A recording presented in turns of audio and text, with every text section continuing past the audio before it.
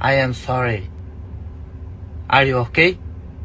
Podcast is intended for mature audiences. The views and opinions expressed are those of the panelists and do not reflect in any way those of the podcast partners, sponsors, or affiliates. Enjoy. Hi, this is Michael Buffer, and you're listening to the Voice of the People. Let's get ready for Boxing Voice. Every day I'm hustling. Every day I'm hustling.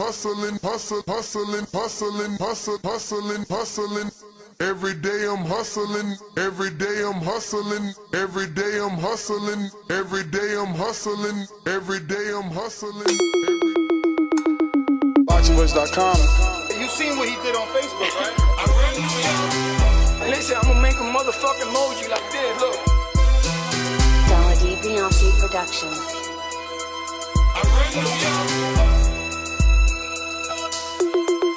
BoxingVoice.com.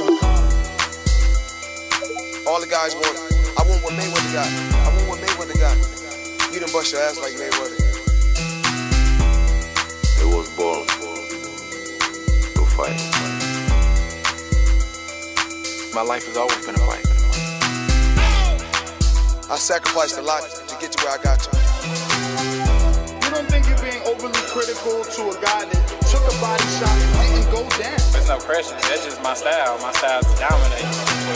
I want to get the guy. I want to stop the guy. You know, my motto is man down. BoxingVoice.com. Why you mad? I'm not saying the man can't take body shots. Wait for motherfucking March. We're gonna take this shit to the limit. BoxingVoice.com. What up? Welcome back, ladies and gentlemen. Welcome back to your second episode of the day. It's the Boxing Voice Radio. I am your host, Nestor Gibbs. Solo Dolo, Scarface, No Manolo. Maybe we get a co-host or two to jump on in a bit. Today we're going to be discussing Jermell Charlo's ring return. Heavy rumors indicating that he's going to be back in action in January.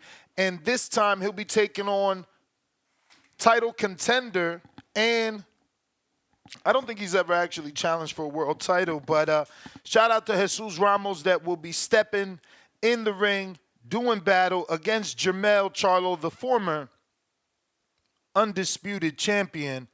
So this is what we're going to be discussing.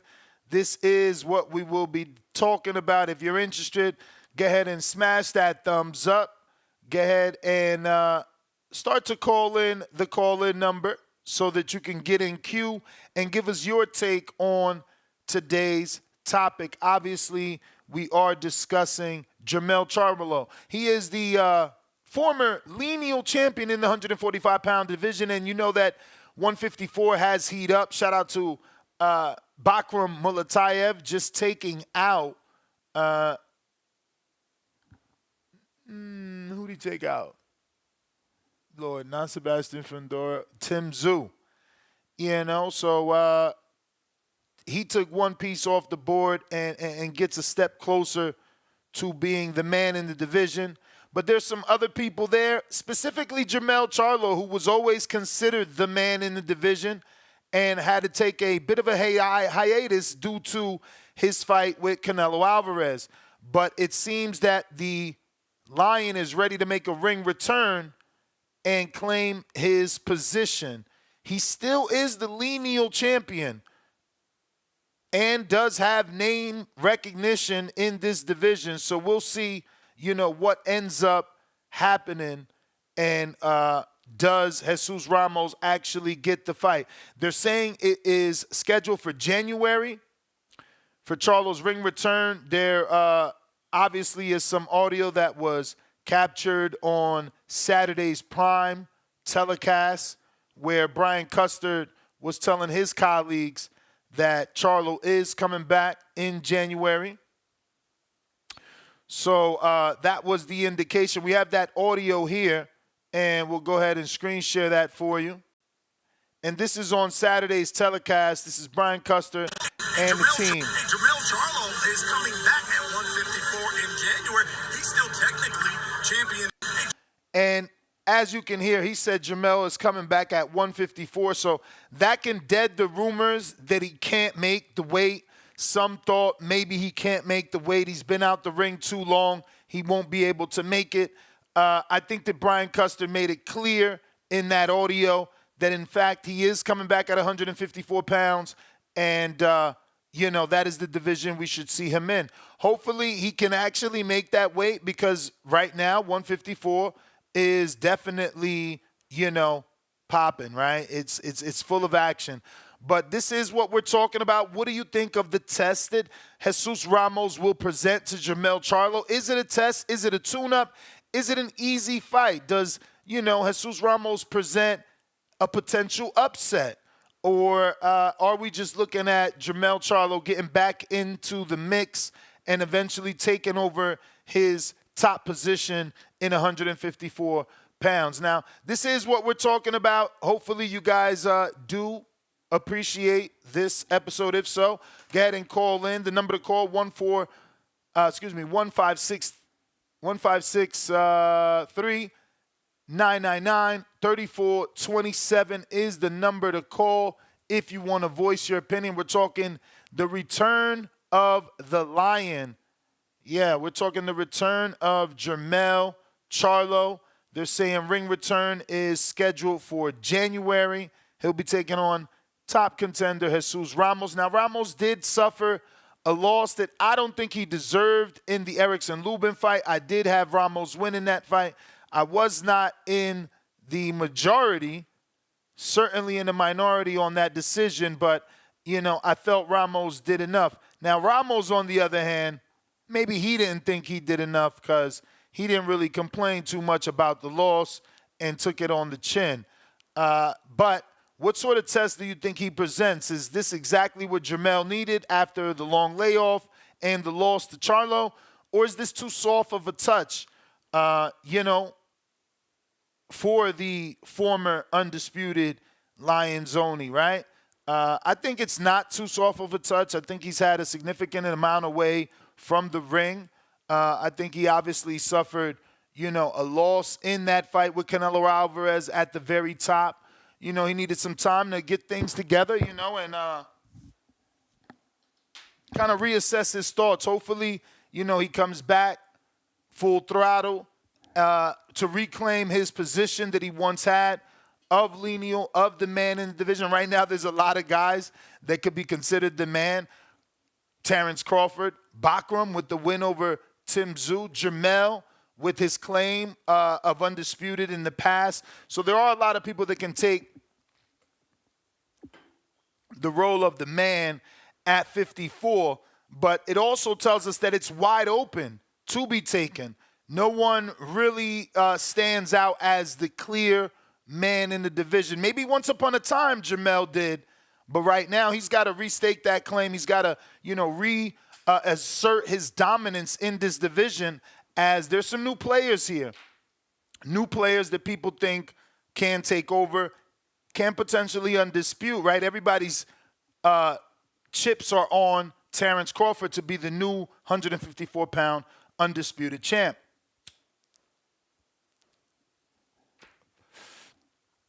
Obviously, with Saturday night's performance and Bakram looking the way he did, many of us believe he has something to say about that. But no matter how good his performance looked versus Tszyu, he's never quite fought at 150. He's never actually, been on that level. We've seen it with Tszyu. We have to see how can he handle those styles, specifically the style of Crawford, who is not going to just sit there, who isn't going to give you minimal head movement, because, Tszyu is getting a lot of criticism for not moving his head. I believe he moved his head, maybe not as much as, we would have wanted. Maybe he could have did a little bit more head movement, but certainly he moved his head in that fight. He just got caught from a shot he couldn't quite recover from. But, that brings us to where we're at, right? Jesus Ramos gets an opportunity to thrust himself back at the top of the division because obviously, he gets a shot at the top of the top, the former Lineal, the former man in the division. And if he can get that win, you know, all eyes will point to Jesus Ramos for having one of the best wins in the division, regardless of when Jermell fought him, right? Whether you're coming back off a layoff or not, many expect you to be able to get through the challenge, the test that is Jesus Ramos. But this is what we're talking about. Looks like you guys are not as interested as me. I guess I did it again and picked the wrong topic, but it is last call for callers. If anybody is interested, now is the time to call in, or we got an early day. Talk about early. I even started on time. It'll be an 11-minute show. That'll be a record set. So if anybody wants to call in, now is the time to discuss Jesus Ramos taking on Jermell Charlo, possibly in January. It is Charlo's return to the ring, and we're discussing who actually pulls away with this win and what does the win mean for, you know, the winner. Where does he go? What potentially does he do next? You know, this is what we're discussing. But again, no callers, no show. I got Tip Bellis. What it do? Man, you done came into work and man, found out the shop was closed, man. Yeah, I mean, they ain't rocking with PBC, man. The return of the Lion, the Lineal Champion. We ain't got no callers. It's crazy. That's a good fight, too. That's a hell of a fight. I mean, you know what I'm saying? I myself, I thought Jesus Ramos won, you know what I'm saying? And his last fight was against Johan Gonzalez, right? Or did he have a fight after that one? I remember he came back and he fought Johan, and he stopped Johan in the I think the 11th round of the 12-round bout, or if I'm not mistaken, it was one something like that. Yeah, I like this fight. I really do. I really like this fight. This is a hell of a fight. Yeah, Ramos needs a fight like this, man, to get back in that championship run, man. You know what I'm saying? And trying to acquire a title, man. You know what I'm saying? What better name to get than a Jermell Charlo? You know what I'm saying? Charlo, I like what Charlo, like, if this fight were to play out, I like that Charlo is coming back and fighting a young dog, man. You know what I'm saying? Ramos is one of them ones, man. He gonna make Charlo work. He gonna give him his money's worth. You know what I'm saying? So this is definitely one of those ones. This is the type of energy I like to see from my champions, man. Come back, get yourself, you know what I'm saying, back acclimated against somebody who's in the rankings, who's really in the runnings, you know what I'm saying? And just continue to prove that you the best in that division, man. You know what I'm saying? Yeah, man, that's definitely a good fight. That's definitely good. I really like it. Yeah. Are you supposed to have? When are you supposed to have Bakram on? Tomorrow. Tomorrow we got Bakram and Sharetta Metcalf, who fights on Pro Box as well. Yeah, shout out Chicken, man. Shout out Chicken. She been working, bro. She been working hard. You know what I'm saying? I really feel like she got a lot of confidence in herself going into this second fight against Yoshida, for sure. Man, yeah, I thought she won the first fight, man. I thought she won that first fight. So I guess we gonna see, man. Her fight is this weekend, right? If I'm not mistaken. What? I think it's Wednesday. Chicken. Wednesday.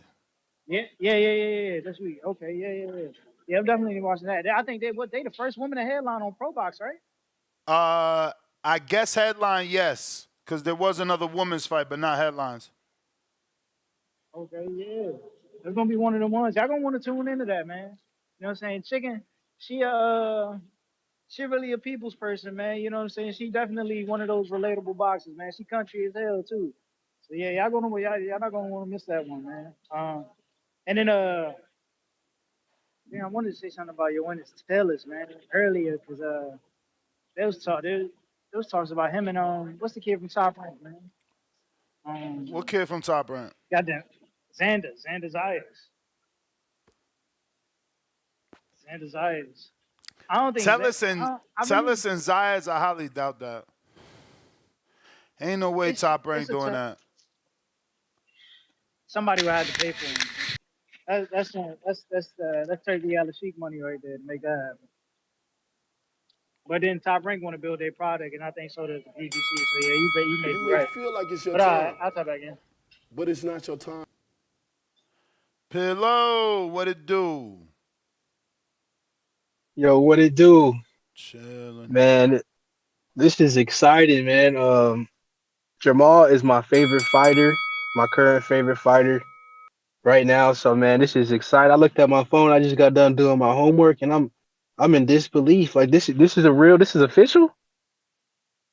Nah, not official yet, but heavy rumors. You know, it looks like this is the way. Obviously, we just showed the audio of Brian Custer making it, clear that Jermell is returning in January. Only thing not confirmed is the opponent, but Jesus Ramos is confirming it himself on his social media, posting the two of, he and Jermell and saying, let's go. I mean, it's pretty much a done deal. Oh, okay, I feel you. Yeah. And I don't see Ramos as somebody who would he don't seem like the type of dude to cap or to lie. So from coming from him, I think is reliable. So yeah, I know he's an Arizona boy just like me. So I rock with Ramos too. So two of my favorite dudes going at it. It's big. This is big. And this is looking like this is going to be on the Benavidez undercard, right? Yeah, potentially. And you see Ramos, I'm screen sharing it. He put, we come in, he reposted it. It's a picture of him and Charlo with their records. And the post is from Mo Boxing, who's obviously saying heavy rumors. And that's not the only one he posted. He posted a few, which I'm sharing. So, yeah, I know. It looks like Jesus is confirming that he's getting down with Jermell. That's awesome, man. And I know he's hungry coming off that loss. Hopefully his dad from being in the corner learned from that too. I think his dad lost him the fight. Pretty much, yeah, his dad lost him the fight. If a lot of people know that too, a lot of people commented that too, and a lot of the posts about that fight. So, man, this is great for boxing. Shout out PBC for this. When this one happens, I think it kind of solidifies that David card. Yeah, it makes it. Hopefully, this can be. Obviously, this most likely going to be the undercard. This either could be like a main event type of thing, but we're getting it on a David undercard. So that's a big news for boxing. And yeah, man, that's all I got to say. Shout out Charlo, shout out Ness, and thank you for putting in that work. You already know, baby. Oh, wait up. Yeah, what's going on with you on the push-up app? I just passed you up. I know, man. I took I think this is my third day off, bro. I hurt my shoulder, and I ain't been injured. Yeah, I ain't even been able to work out for the last 3 days. I just been doing my 10,000 steps. I don't know how I messed up my shoulder too, because I ain't do no shoulder workout. But yeah, I said it on the show. I've been on painkillers for like the last fucking 3 days straight, bro. Tylenol PMs and Tylenol extra strength during the day. You may feel I like have it's no your time. clue. God damn. I'm able to raise it now, but yesterday, bro, I can't even move my shit. Especially like right here, like doing this, that right there. I think my shit broke. I think I got a torn rotator cuff. See, like doing this, that's causing slight pain to raise this elbow up. Now I finally raise it all the way. Oh man. Get better, Ness. All right, man. Holla at you. Yeah, I'm hoping it's not a torn rotator cuff, man, because that's ass. But I definitely suffered an injury. And I'm mad, man. I think I was 190 push-ups away from blue color, the next tier. New York Bullet, what up? But I'm back on it. I'm back on it as soon as I can. What's good? What's good, man? You hear me? Yes, sir. No doubt. Damn, so Jesus Ramos and Jermell? That's the rumors. I didn't think Jermell was actually going to come back down to 54. You think he's going to make it comfortably after fighting at 68? I mean, I guess so. He's always been the disciplined one, man. So I'm assuming he's going to be okay. I mean, hopefully. Right? Last person that did that, Roy Jones, right? He got knocked out. He went up. I mean, that's more pounds compared to like middleweight to super middleweight. But still, the last person that like tries to like go up and then come back down, usually doesn't really act well for them. But I still think Jesus Ramos is a good comeback fight for him. I fuck with Jesus Ramos though. He's dope. I thought he had beat Lubin when he fought Lubin, but it was a close fight. So I think this is a perfect comeback fight for Jermell for sure. And you said it was in possibly January? Yes, that's what Brian Custard is saying. So it would be his own main event then, huh? No, it's looking like it could be the David card. Remember, they said that was January, I think 25th. Oh, Benavidez? Yeah. Oh, shit. That would make sense, right? Jesus Ramos from Arizona, too? Yeah, it could still be the 25th of January for David. Mm. That would be a dope card. I think that would be worth money, in my opinion. All right, well, yo, Nuss, I appreciate it, bro. No worries. All right, man. What's going on, John, from the Hangout Spot? What it do, champ? What up? What up? What's going on? Shit, man. Just sitting here talking the latest news. Looks like the Lion is back January, potentially on the David Benavidez card. And they're saying the opponent is Jesus Ramos, who's from Arizona. You know, decent contender. Never really challenged for a title. But, yeah, solid professional. Also got the knockout over Joan Gonzalez, just like Tellus in his last fight out. So, yeah, man, what you think of the matchup?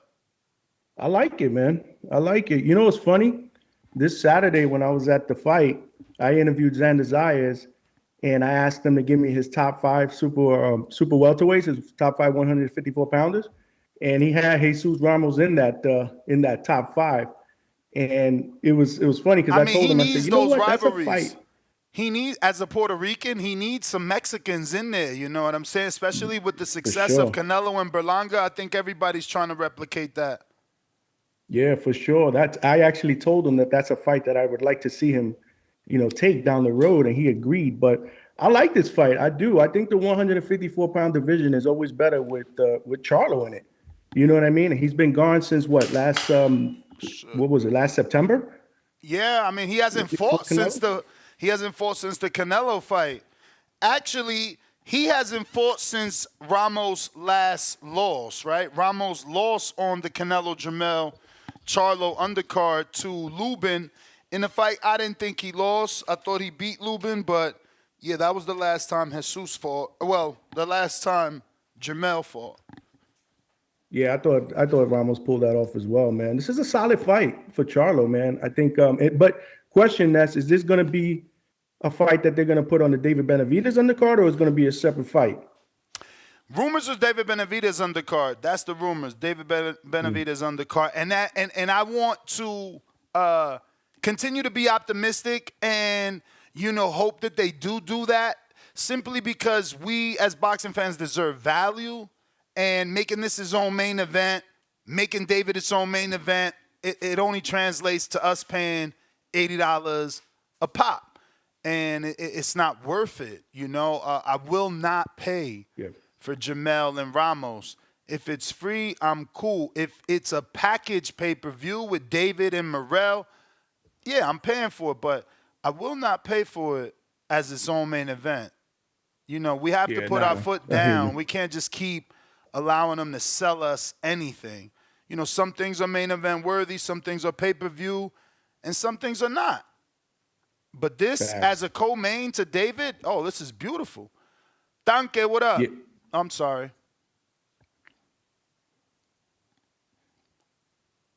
Yo, what's up, bro? Can you hear me? Yes, sir. Yeah, hey, this is a great fight, bro. It's a great fight and a giant step for Ramos, man.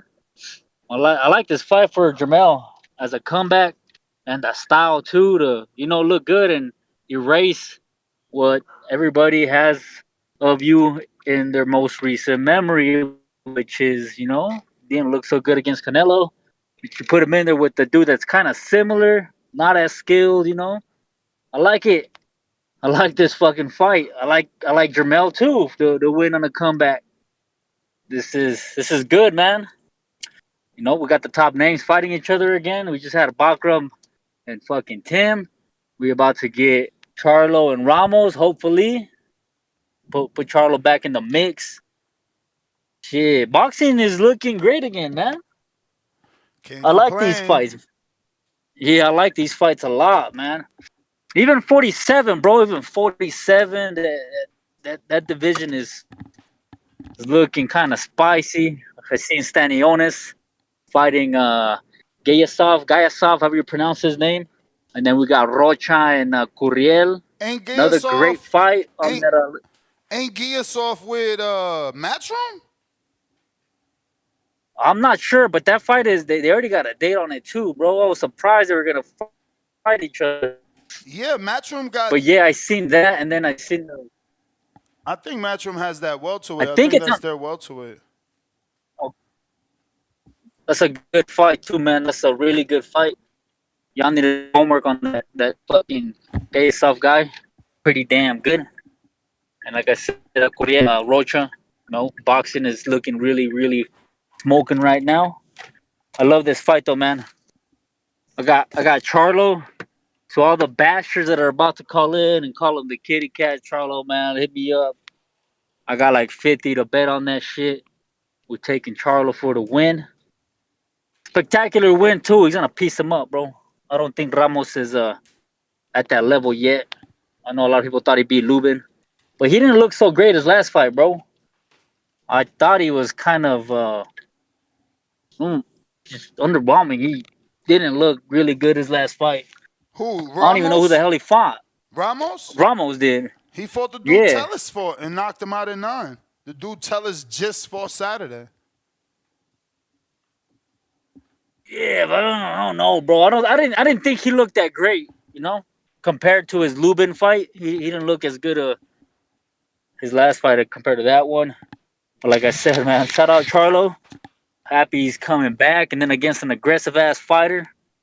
And it's looking like these fucking PBC guys don't take tune-ups, bro. I mean, they don't have the luxury. Are we gonna criticize if Charlo loses, bro? They don't have the luxury to take tune-ups, bro. They don't have the luxury. They don't have dates, so they get a one shot and one shot only to come back. They don't have dates. Shit, that's a fact too, man. But hey, shout out, man. Shout out boxing, looking fucking damn great. Have a good one, bro.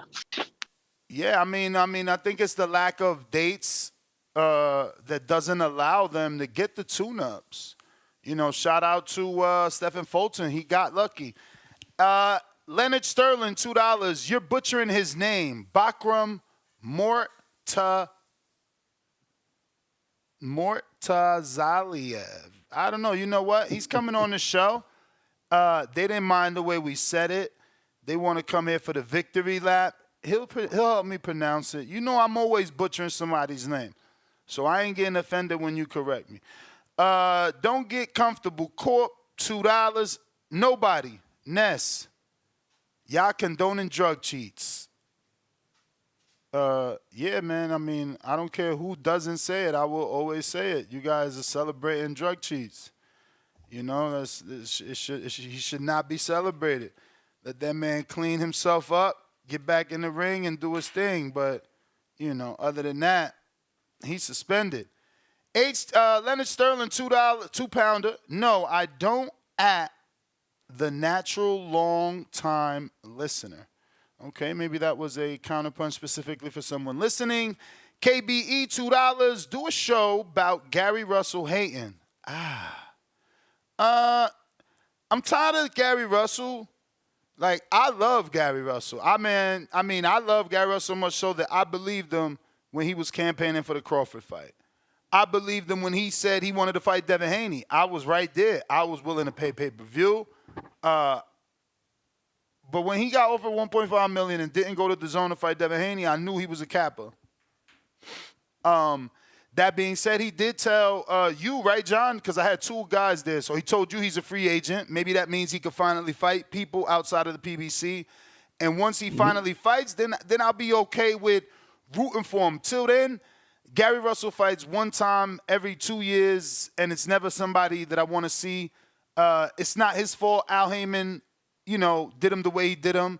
get done foul with Al. Al never, ever, ever, ever, ever gave him the Abner Mares fight, the Leo Santa Cruz fight. No matter how much he begged for the Tank fight, he never, ever, ever, ever got it. It's so strange. You have to wonder, did Gary Russell sleep with someone in the Al Heyman family, and that's the reason that he is blacklisted and blackballed, because he never got Abner Mares. He never got Leo. Think about that for a minute. Al gave Abner to Tank and Leo to Tank. Now, granted, Abner actually never got the fight, but we had posters and a date. He just couldn't get medically cleared. Like, what did Gary Russell do to deserve getting done foul by Al and never getting the big fight? Never getting the easy-to-make in-house fight between him and Tank, both dudes from the same area. They're like beefing for territory. Easy to make a turf war fight between those two. You can't get that, Gary. Leo, oh no, he named his first son after me, Gary. You can't get that either. Abner, how dare you ask for my guy? Never.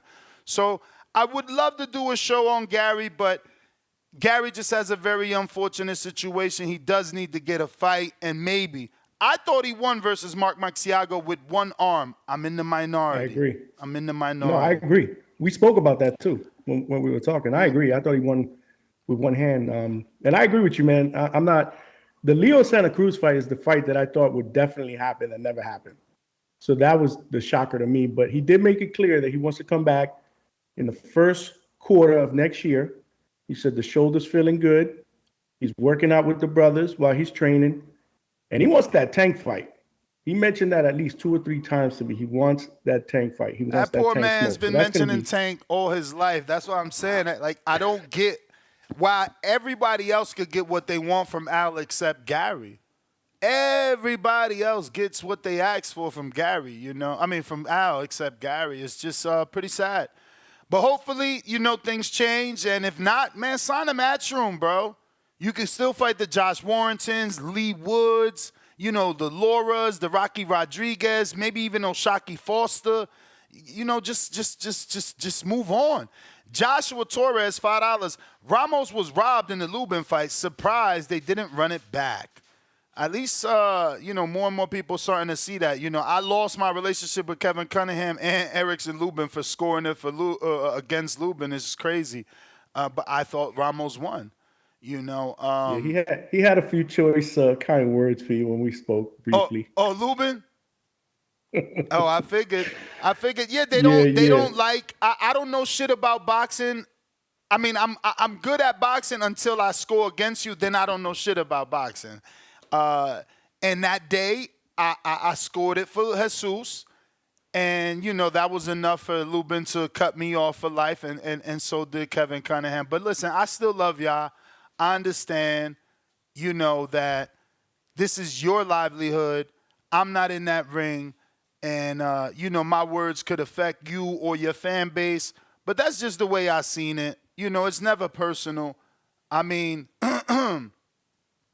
Lubin knows me from the beginning, bro, which is sad. I was covering Lubin when he was with Mike Tyson, So it's unfortunate. I've been following him since before he turned pro because I know Galarza, his first trainer, and both of his sons. But we got El Lobo. $100 super chatty.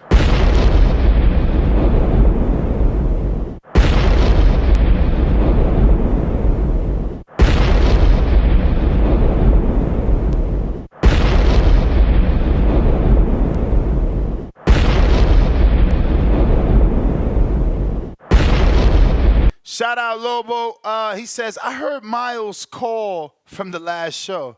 Great job on your hill sprints and spawn sessions. I guess he thinks he's the only boxer doing those. Congrats on the major accomplishment, though. A true pioneer to our sport. Celebration emoji. Yawning emoji. I'll see you soon. 2 wolf emojis. # Team Ramos. And remember that Lobo is fighting Miles from D.C., but he trains out of Jesus Ramos' gym. And he is Jesus Ramos, so he's staying on topic. Jaywalk, $2. Fax Nest, Ramos beat Lubin, and that was some BS. Hey, man, I just hope they had some sort of poll somewhere because, I had to lose. I mean, Kevin Cunningham, that was a shocker to me. I mean, that dude was a sweetheart. I mean, shit.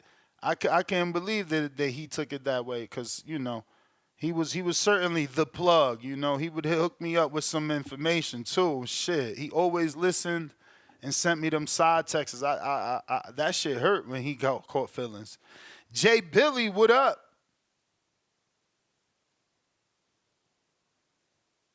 Yo. What up? Yes, sir. Shout out the whole panel putting in that work, man. Return of the Lions, bro. We've been waiting on it. We've been waiting on it too long. I know these guys like to act like they not fans, but every day they talk about him in the back call. Charlo's especially, man. Both of the twins. So we glad to see him back. Jesus, man, that's a tough match. That's a tough match, even though he lost the match against Lubin.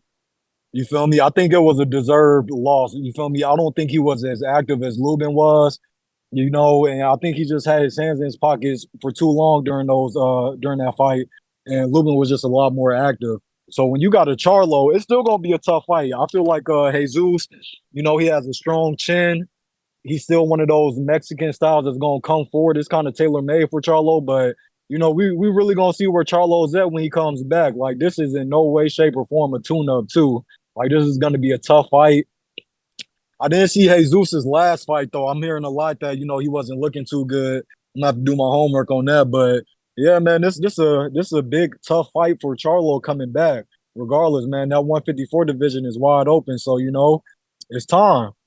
And another thing I wanted to talk about, I didn't catch too much of this morning show, but I just wanted to say, because I still heard a few people, they brought the back call back to the show. I don't know who specifically, but they were saying we got to wait. The guy that just beat Tszyu is Bakram, right? Correct. Yeah, so they were saying we got to wait on Bakram's drug test to come back before we give him credit. Just because Ryan fucked up, I'm not about to delay another fighter's praise just because he looked, different than he ever looked in another fight. You know what I'm saying? We can't let Ryan taint this sport. You feel me? So now anytime a guy steps up, when the lights are bright, we're going to say, hold up, we ain't never seen him look like this before, so he needs to get tested. Let's just wait until the testing's done. Like, nah, I don't want to do that. I'm gonna give the guy his praise. I mean, I get what you're saying because it's unfair to, cast doubt. But at the same time, I don't think that you should shun people's awareness away. I think that, this is a good place for boxing fans to be in, to be alert, be aware, and to be curious versus the opposite of that. And then they do us dirty like they've been doing for years. I like boxing fans being woke. Okay, boom. So if we're going to do that, like I was telling the guys, if we're going to do that, we got to go back to when the drug testing wasn't even strict.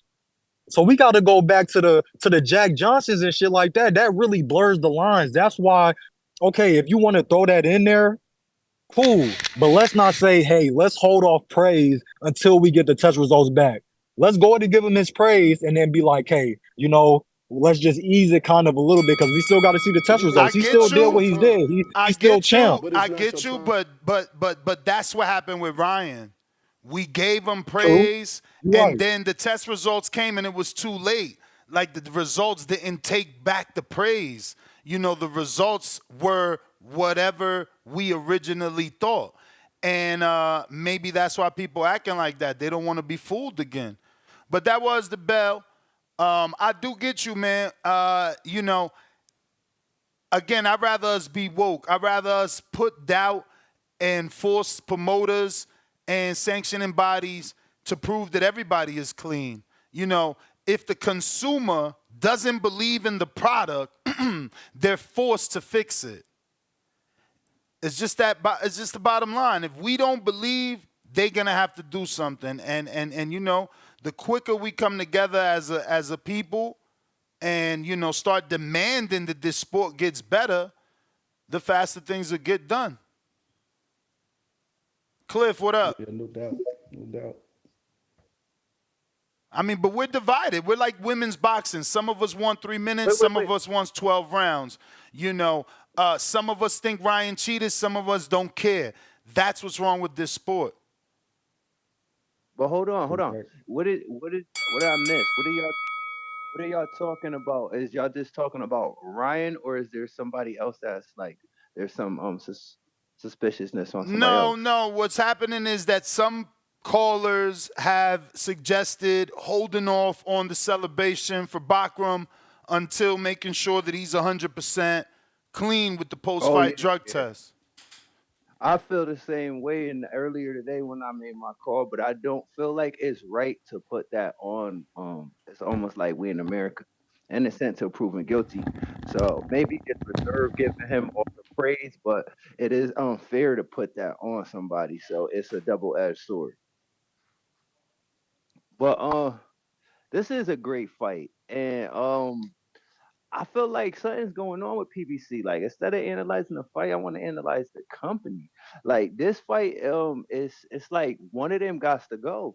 Whoever loses, because like if Charlo lose to Ramos, I think he's finished. Like, he's not. His value just plummets. And if Ramos loses 2 step-up fights, which I felt like he beat Lubin. I heard his corner, like the other callers said, that his corner like gave him like insurance, like, yo, you don't gotta knock him out. I don't remember his exact words, but his corner said basically made him feel very comfortable. And as we can see, if you step off your foot on them championship rounds like Biffle, you do lose the fight. But I feel like he won. But if Ramos lose, what we gonna do with him? And he lost to Lubin, then Charlo. He falls. He's young, but really guys like that, it's okay, right? And what I mean by that, is that he could still become a possible opponent for Tellis, a possible opponent for Xander, a possible opponent for Jihad Tucker. Yes, Ness. But it takes away his champion. Like, he has the potential to be bigger than that. So if he loses and he becomes what you're saying he could become, that's still a place in the league or a place in the sport for sure. But it's also like it's also an opportunity to get back to that level. You can't just look at it like this is. I agree. This is that opportunity to get where he wants to go for sure. But as for me, it's like the company, they're putting a lot of their good fighters, just like they did this weekend with Tszyu and this guy. And now if they do it with these two, and then they're going to do it with David and David, it's like, what's going on within that company where they're like skipping the top rank matchmaking type of navigation. I mean, it ain't what's going on. It's more about time. You may feel like it's your time. I think it's more about it's about time more than what's going on. Like, dude, we've been waiting for PBC to mix their fighters up for a while. And don't get me wrong, they have in the past. That's why Thurman has such a good resume and, others. But we've been waiting. I think it got something to do with Al being sick and somebody else is calling the shots. But that's just me. I mean, that could be true, but we don't know how sick is Al. Phone calls are not hard to make. There's no doubt in my mind that Louis DeCubas is still confiding in Al. Just because you're sick don't mean you can't speak on the phone. Don't mean you can't give your opinion, give direction. We making it sound like my man's on a deathbed. We don't know the severity of the illness. We don't know, can he make a phone call or not? Can he have a Zoom conference with his whole team? We don't know. We just assuming. But it's just time. You talking about what's going on. What's going on is that they ain't been doing this. Lubin should have been got a shot at Jermell. It should be Lubin and Jermell. Why the hell do we need Ramos fighting Jermell? It should be Lubin and Jermell. He won the fight. My dude, that's the whole point. That kid been trying to get a rematch his whole life. He fought him at 18. He been trying to work his way back to the rematch his whole career, and he had like 7 eliminators, and they refused to give him a shot at Charlo again. And some of y'all thought he beat Ramos, so this is the shot. If you think he beat Ramos, well, then he deserves his shot, you know? And he's still not getting it. Instead of him getting the shot at Jermell, it's fucking Ramos. So was I right? And Ramos did win, and that's why PBC is blessing Ramos with the shot? Because it's been fucking Lubin that's been begging for it. It's been Lubin that's been wanting his rematch. It's been Lubin that's been going through the fire. Again, man, get done foul with Al, man. Motherfuckers love praising, but they don't want to point the finger when he doing wrong. Why is Jermell getting done like, not Jermell, but Lubin? Why is he getting done like that? Why he got to have 7 eliminators? Why, if he beat Ramos, does Ramos get the Charlo fight when that's the fight he been begging for? Why? James, what up?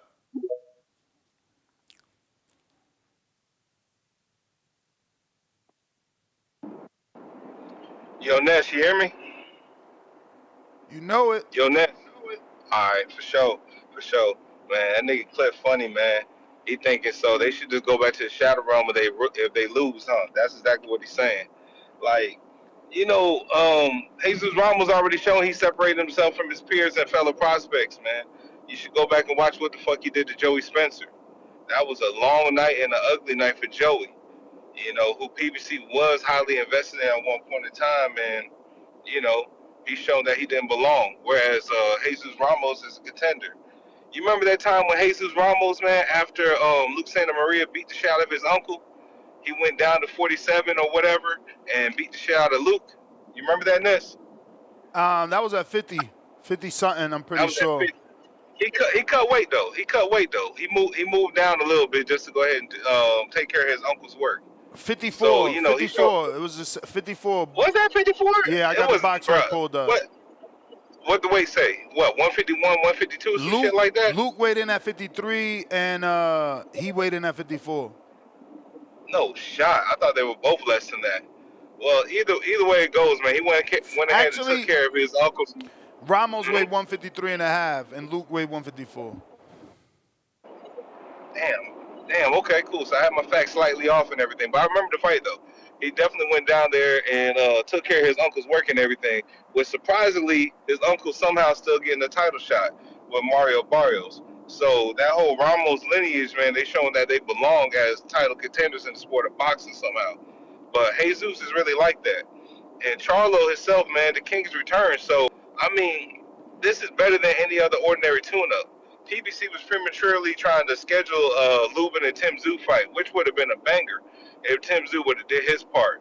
Now Lubin's just left in damn, you know, boxing, you know, it's literally just left hanging again without another big name opponent, which he deserves.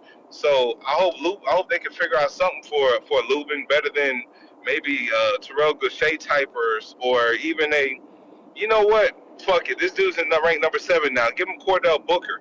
Give Lubin something to stay busy, but at least within the top 10 that he can actually fight. But Ness, I do appreciate you staying on business though when we had that Gary Russell reference earlier, because similar to you, not only did I believe Gary Russell should fight Bud Crawford, I believe he would have been the best name on Bud's resume at that time, and possibly gave him a test for his fucking money because of his energy. Also, I also believe that Gary would have beat Tank. I also believe that Gary, if Leo Santa Cruz, like he said, if he was going to get through Tank, he would have actually secured that Gary Russell fight immediately after. Also believe that, what's the guy, Abner, man, I believe that he faked multiple injuries or whatnot, man, because there were rumors several times for him to fight Gary Russell. But, you know, that's neither here nor there. But Gary, man, I really wish that Gary does come back. I really hope his comeback fight early next year is with Chris Colbert. You know, I know you have affinity for Chris Colbert, but it wouldn't be nothing sweeter than Gary Russell retiring Chris Colbert. What do you think about that, Ness? Nah, just fam. keep it real. I want the fight though. I want the fight, but I don't know about that retirement part. Come on, my nigga. You know he won't survive. You know he won't survive. I mean, we don't know. We don't know. Gary be out the ring for so long. He got injuries. We don't know. We don't know what we getting with him. He's older than Chris. Chris is younger. But he's shown he got a different mentality. Yeah, I mean, Gary has never not shown you was a dog. The mentality to take a lot of time off, not Chris. Chris got that mentality to get in there with dogs and punches. Yeah, you remember I was bold enough to even tell your boy Bones when he came on the show when he was lying on Mark Maxile. I told him that he was full of shit.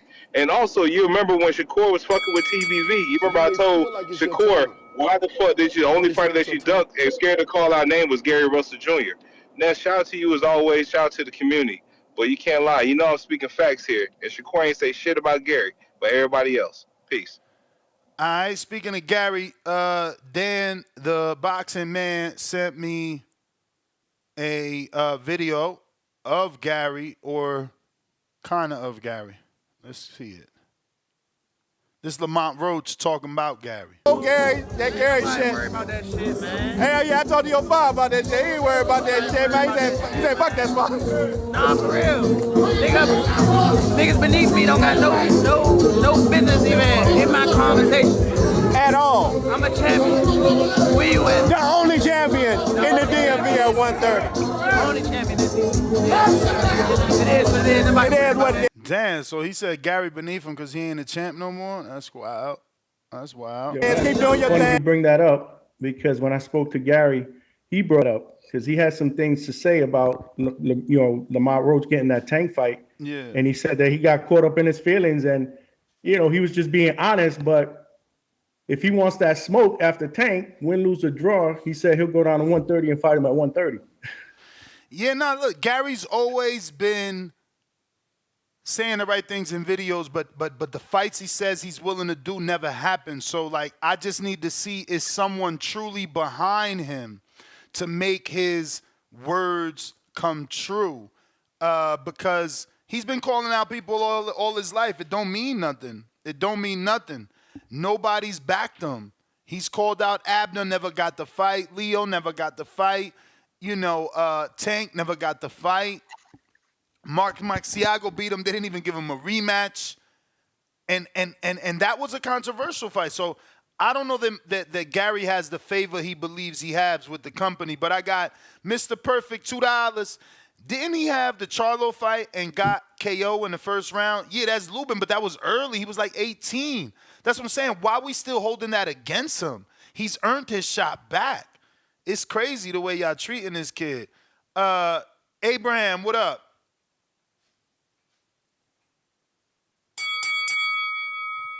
Abraham. Hey, how's everybody doing tonight? All right. Hey, you know what? I was busy yesterday. I didn't get a chance to call in, but Can you speak into the speaker, please? Yeah, give me a second. I'm over here trying to get some food because they should. Give me a second. While you doing that, Abraham, let me take a minute to shout out. Yeah. What's good, TBV? What up, champ? Johnny, what's good, brother? Oh, shit, y'all both there. What up? What's good, King of Me? Full house. Two toes, good. What's cracking? I don't know if y'all met John Carro yet from the Hangout Spot. Make sure y'all follow his YouTube channel. He's our Florida correspondent. He covers all the Pro Box, all the Tampa shows for us, putting in that work. Go check out the YouTube channel. Both mine's and his. The interviews are on both. Salute to John. Again, I don't know Amin if you met him, but if not, that's John Carro. Same for you. Two-Tone, the superstar. So what's up, fellas? Ramos Lubin. Lubin? I mean, No, Ramos Charlo. My bad. Yo, but look, let's keep it there because John, you would know Lubin, Florida's own, right? Deserves a shot, but it's kind of been now. Please correct me if and where I'm wrong, but Lubin wasn't necessarily offered no step aside, but for some reason he's being sidestepped, or is it he's snake bitten due to injury? Because allegedly he has an injury. But has it been multiple injuries? Because it seems like we haven't seen him since he has one fight after the Fundora fight, if I'm correct, right? Well, I mean, I think he hasn't fought since the Canelo fight when he beat Ramos controversially. But I'll double check. I'll double check right now. I got Ramos pulled up. Lubin has not fought since then. 2023, September 30th. So, wow. Yeah. It's been over a year. My man is a little snake bit too, because he made it clear on Saturday that he was there because if Tszyu would have won, that was supposed to be the fight that they were going to line up against him against Tim. I don't know what happens next though now. Yeah, I mean, he's been telling everybody that would listen on that Saturday that he was supposed to be next. I don't know that that's going to be the case with Bakram, especially since Bakram is with PBC, with main events. You know, they're probably going to be looking to see what's out there and, you know, more, you know, just better for them. But let me catch up here. I got James Benitez, $2. Gary would never lose to a Jermell Herring. I don't know, man. Jermell is a slick vet. Shout out to Jermell Herring. LV Slugger, what's up, champ? Where you been? $2. Rocking that go-go in the background. DC Culture. Okay, so that was when we was playing the Lamont Roach interview. Adrian, $5. All these Texas boys getting packed up and shipped. Adios, amigos. Spence, Charlo, and all getting retired. Bakram, the Bronze Bomber, Wilder. Okay. That's his new name. Bo Rogers. They calling him Wilder now, really? This is why we need another fight ASAP. Nasty word. Nasty word. Bo Rogers. Junkyard Dog.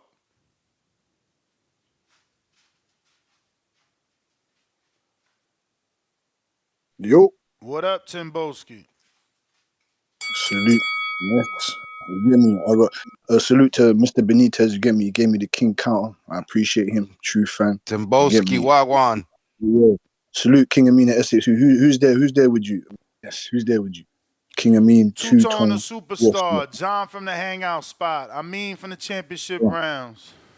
What's going on, man? Salute to you guys, man. You get me? Appreciate your work that you're doing for the boxing community. You as well, Ness, even though, you know, I like to say this all the time, me and you bump heads like billy goats. You understand? King Amin at Essex, man.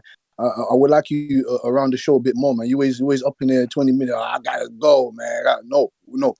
I would like you here. You know what I'm saying to you? You advocate for women's boxing. Because most guys, you know, we keep it real. They don't give a damn about the beautiful women that get in the ring and throw them hands. You know what I'm saying to you? So I want you to be here a bit more. You know what I'm saying? Two-tone, take a lot of criticism, but you're just like me. You know what I'm saying? Real deal to the Holyfield. People don't agree with your takes. That's cool. I don't agree with some of your takes. That's cool. But you're a great advocate for the show. You understand? And like I said, man, back onto the topic here. Jermell Charlo, Jesus Ramos. That's a good fight. Not a great fight, but it's a good fight. I don't know if I can trust Jermell Charlo coming back down once from 168. Like I said, I've always asked you guys this once I've called in. I've always asked who has success moving down back 2 weight divisions and fighting maybe a formidable opponent, in my opinion, in the 154-pound division, because we're yet still to see the best of Jesus Ramos. That guy likes to come forward. He's like a bull in a china shop. He doesn't have the best feet. He's big. He's big as fuck for the weight division. Broad shoulders, strong, decent jab. I like Jesus Ramos in the weight division. That's a good fight for Charlo. He should beat him off of experience, his athleticism, the power, the skill set. He should beat him. This should be a comfortable victory for Jermell Charlo. I don't see him trying to struggle with someone like Jesus Ramos, but this is boxing. Anything could happen. And you're right, Ness, man. Keep asking those questions, because this is why I criticize people like, Tip Brainless when it comes to these type of situations with guys like out here. I question C-Dub as well, but C-Dub comes with actual educated answers. Tip Bayless just waffles and rants. He doesn't know what he's talking about. Why? Why have they done that to Lubin? Why? Why did they do that to Gary Russell Jr.? And Ness, man, they haven't given everybody what they want over there. Why is David Benavidez? He can't get no Canelo fight. David Benavidez, he didn't give Benavidez what he wanted. But why? We're gonna keep asking these questions. Why? And I'm gonna keep saying we want to interview or we want to hear from Al Heyman publicly. I don't give a damn. This guy's name is always coming up here and there, and we don't hear from him. A lot of people got to say multiple things about the guy, but we haven't heard nothing from him himself. So I would like to hear what he's got to say. because you lot want to point the fingers like you're in a nail shop when it comes to Eddie Hearn and multiple other guys. But when the man's doing bad, no one wants to say anything. So I'm going to be the one to say something. That's fine, because when he does do successful things in the sport like he has done, You may feel I'll like it's your give the guy time, credit. You understand? but it's not your time. Run the because I got the king counter. Like I said, back to Bakram as well. Salute to Bakram Mutuzaliev.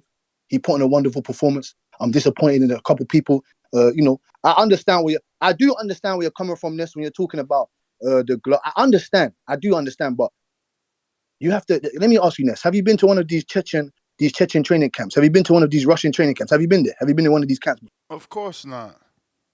Okay, cool. That's what I'm saying to you. I would like you. This is why I said you have to expand what's going on in this sport. You have to. These guys, in my opinion, because I told you I don't know these fighters. I'm not in the training camps. I just study the sport and I look at these guys' backgrounds. They're putting in work, man. It's just natural strength. These guys grow beards when they're like 11 years old, man. These guys got natural core strength. They're brute forces. I already told you when I called in there I called in there a year ago to talk about Bakram. The first time I saw Bakram was, do you know that the first time I saw Bakram, he was on the Elida Alvarez and Kovalev card, and Patrick Day was on that card. There was a whole bunch of Russian prospects. Zanabek, he was on there. Isa Chiav, he was on there. Because he fought Richard Comey, my African brother. Shout out to him, former world champion. But yeah, there was a bunch of multiple Russian prospects on that card, and he put in work. So I've been watching that guy for about 5 years now, Bakram. I didn't think he would be much because I didn't think he would get the backing that he needed to get put in a championship position. But he's done well. I would like to see him in there with multiple guys, Lubin, Charlo. And I don't agree with you saying that he ducked Charlo. I just think he done what's best for his career and his family. You understand? I don't think he ducked it, because it's funny to say, because when Charlo did have a chance to defend his IBF strap and keep it, what did he choose to do? He gave it up. He gave it up. He gave up instead of fighting Bakram. So you could say that he ducked Bakram as well. But we're not going to go there. Like I said, I like to see he gave it up. He gave it up after losing to Canelo. So what's wrong with that? He wasn't ready to come back after a loss. He was active. And Bakram accepted step-aside money 4 times, brother. That's the definition of not wanting to fight. Like I said, Ness, I call it straight down the middle. I understand, because I understand a lot of things, and I could also disagree with a lot of things. 2 things can be true. I can see why you're saying he ducked, but I'm just saying to you, these guys, these Chechen beasts, these Chechen Wolverines, these Chechen monsters, they don't duck no smoke. They don't really understand certain things of, social media, communicating with the crowd. Yeah, but he's not no beast, bro. I get you. But this is his first time showing that, and that's exactly why I'm within my right to say that I need to see more. Of course. But what I'm saying to you is that I've been watching the guy and multiple other guys for a long time. It doesn't matter. You can't tell. But tell us. You've been watching him. Let me get this off. You've been watching him. So go ahead and recommend the fight that we're gonna see, the beast we see Saturday night. No. See, Ness. That's my point. That's my point. You see? I understand. You see that point? Aha! You see that point? Because I know Norberto Gonzalez. I know that journeyman, and he went 10. I know Evan Ayala. I know Edwin. I believe he's Dominican from Boston or some shit, or Providence, and he went 9. Nah, man. He's fishy. Listen. Give me this. Let me walk.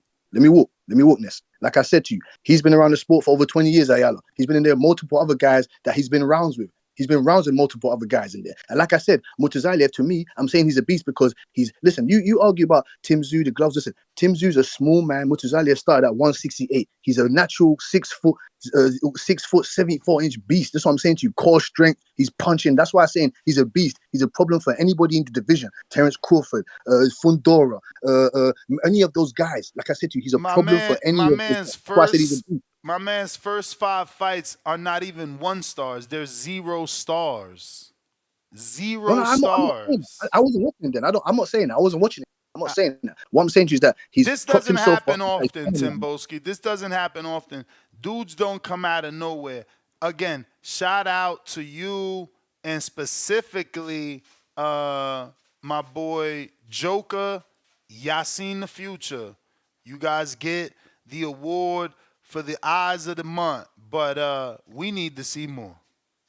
I don't blame you, Ness. I don't blame you. And one more thing, Ness, please, before you let me go off your platform. One more thing. Two-Tone brought up. I was interested. Nathan Lugo, Lugo popped for PDs. I was very, very surprised about that. I was very surprised. He's a young He popped prospect. for weed. He popped for weed. Oh, weed. Okay, cool. I thought weed. Okay, cool. I thought that Two-Tone was getting mixed up with something else. My bad. But Nathan Lugo, yeah, he's an exciting young prospect. You know what I'm saying to you? He's fought under the zone and he's fought on, I think, an OTX card before, if I'm not mistaken. But yeah, he's a good young prospect, man. I was excited to see what he's going to do in his career later on down the line. And one more guy that you need to speak about this, man, is Andrea Holmes. I told Stainless about Andrea Holmes. He's been on a couple he's been on the Shield Salida cards. He's been on the Salida cards, the Detroit cards. I actually never watched them, bro. Those Salida cards, they never done it for me. They haven't earned my time yet. Fair enough. But you get me. To take time out to watch him because he is a talent. He's up there in age, obviously. You get me. But he's a tall, lengthy, long, rangy. He doesn't really have no punching power. No, he doesn't. But he knows what to do, controlling the distance very well. He's gonna be at the end of that jab all night. He's gonna suit him well in that division, though. But listen, I got hella callers. Player, Himalaya. Big Gucci. James, yo, how the audio, my guy? Clear. Shout out King Amina Essex. Shout out Two-Tone the Superstar. My dog. Yeah, man. What up, man? This is a crazy surprise, man. I'm so happy for this news. I hope it's true, man. I was looking at Jermell's resume on BoxRec. Oh my God, this man's been fighting on the highest level for a long time, bro. His last 9 fights, and it's not including Vanis Mazarodian or Gabe Rosado, but his last fights in a row: Erikson Lubin, Austin Trout, Tony Harrison twice, Jorge Cota, Brian Castano twice, and Canelo. Look, he's the lineal 154 champion. When my man comes back, technically, he kind of still the king. You know what I mean? He lost his belts. He didn't lose his belts in the ring. You feel me? Them shit scattered like the Dragon Balls, man. So he's still the lineal champion. I don't know about King, man. It's a whole different landscape. Yeah, he is what he is in terms of technically the lineal, but King. There's a lot of dudes up there that will, gracefully challenge him for that title. Oh, he definitely still the king, bro. Yo, Ness, you're not lying, bro. 154 has become my favorite division. Like, not one of my favorite divisions. That is my favorite division, bro. Like, it was 168, and then it kind of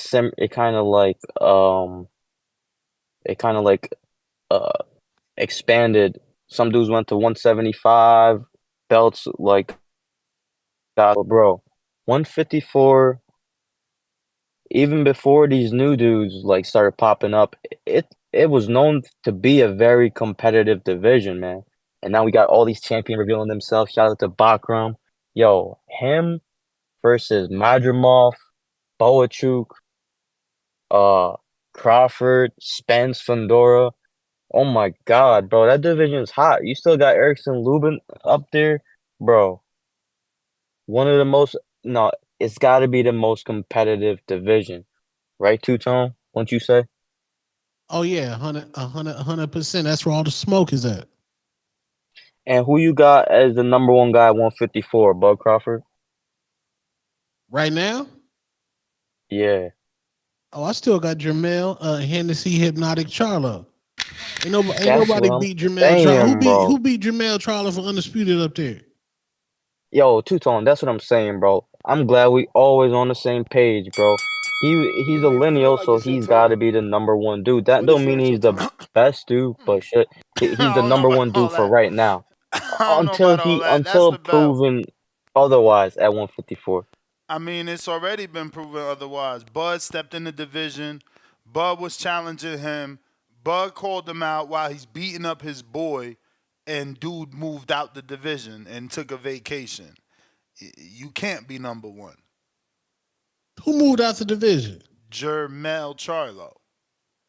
Jermell ain't moved out nothing. He was what y'all call daring to be great. Do us a favor. Check his box rec and tell us where he dared to be great at. He dared to be great up there at 168. Oh, all right. So so he ain't in the division until we see another fight on box rec that say 54. He ain't in the division. Well, you know something? This is the fight. This is the fight.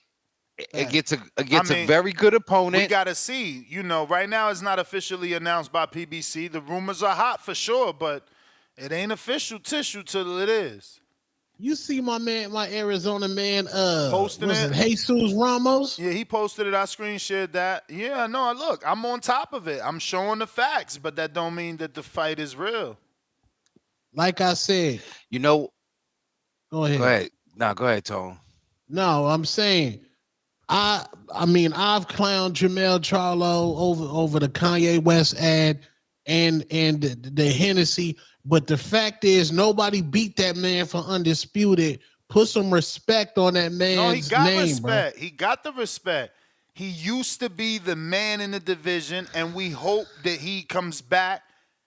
But right now, Bud is there. Mulatayev is there. Virgil is there. Boacek is there. Bud's done nothing before. Yeah, yo, you being foul. You being foul. Listen, yo, when you are the undisputed, I'm not gonna do what you. I'm being foul, but that's the same way we treated Tyson Fury in an even more dangerous division. No. He was the lineal, and people didn't care. They made him go fight Stefa Safari and Pineda and earn his way back. What are we talking about? It's okay. Roll out the red carpet. I mean, go ahead and cheat for Jermell. You ain't do it for Tyson. Yeah, because Tyson Fury was not the undisputed champion that moved up a division to challenge. That's a different scenario. All Jermell Charlo did. He was that. He beat Vlad for all the belts and vacated. Like, he was that. He the only man in the division to beat Vlad out of the young crop, out of the three head honchos. He did it. And guess what? Vlad's protege beat Fury in Usyk. But I don't hear the same dispute because Tyson Fury has always been called the lineal champion, That's what got him to fight with Wilder. Yeah, so that's what I'm saying. And I'm not saying Jermell's not the lineal. I mean, you're just not listening. He's the lineal. He just got to start from the bottom, just like Tyson did. And that's where I disagree because this is where we disagree. Well, you're disagreeing, but PBC agrees with us because who are they matching him with?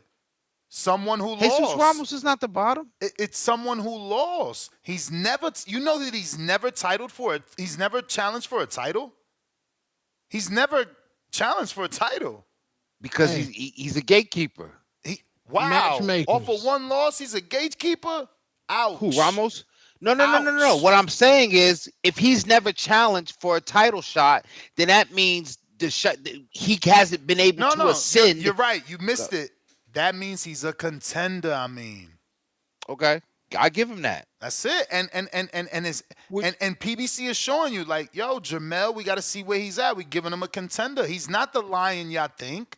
If he was the lion y'all think, we'd be making the Bud fight. No, and that's see, I don't agree with that logic. It's because he's the lineal champion, he gets to come back and fight a contender whom, if he gets that contender's position, that's why I say gatekeeper. Yeah. Because if he gets that contender's position, then he's back into the game. He's right back in the game if he beats Ramos. Shout out to Earl, man. You know, Earl, I don't know his name, but that's what you was trying to get me to do. Shout out to Earl. I know people think I don't like Earl, but you know he is a real one, and I hope he keeps setting standards for these fighters. Look at Earl. He comes back to title shots. Earl comes back. You want me to be profane? You want me to curse? Earl is coming back to title shots. Earl don't do tune-ups. Which is bullshit. Which is complete bullshit. Earl fought Danny Garcia as a perceived tune-up. You off the rails right now. What you smoking? Is Danny on the level of Jesus Ramos? No, John, because they trying to ice you out. Is Danny Garcia on the level of Jesus Ramos? No.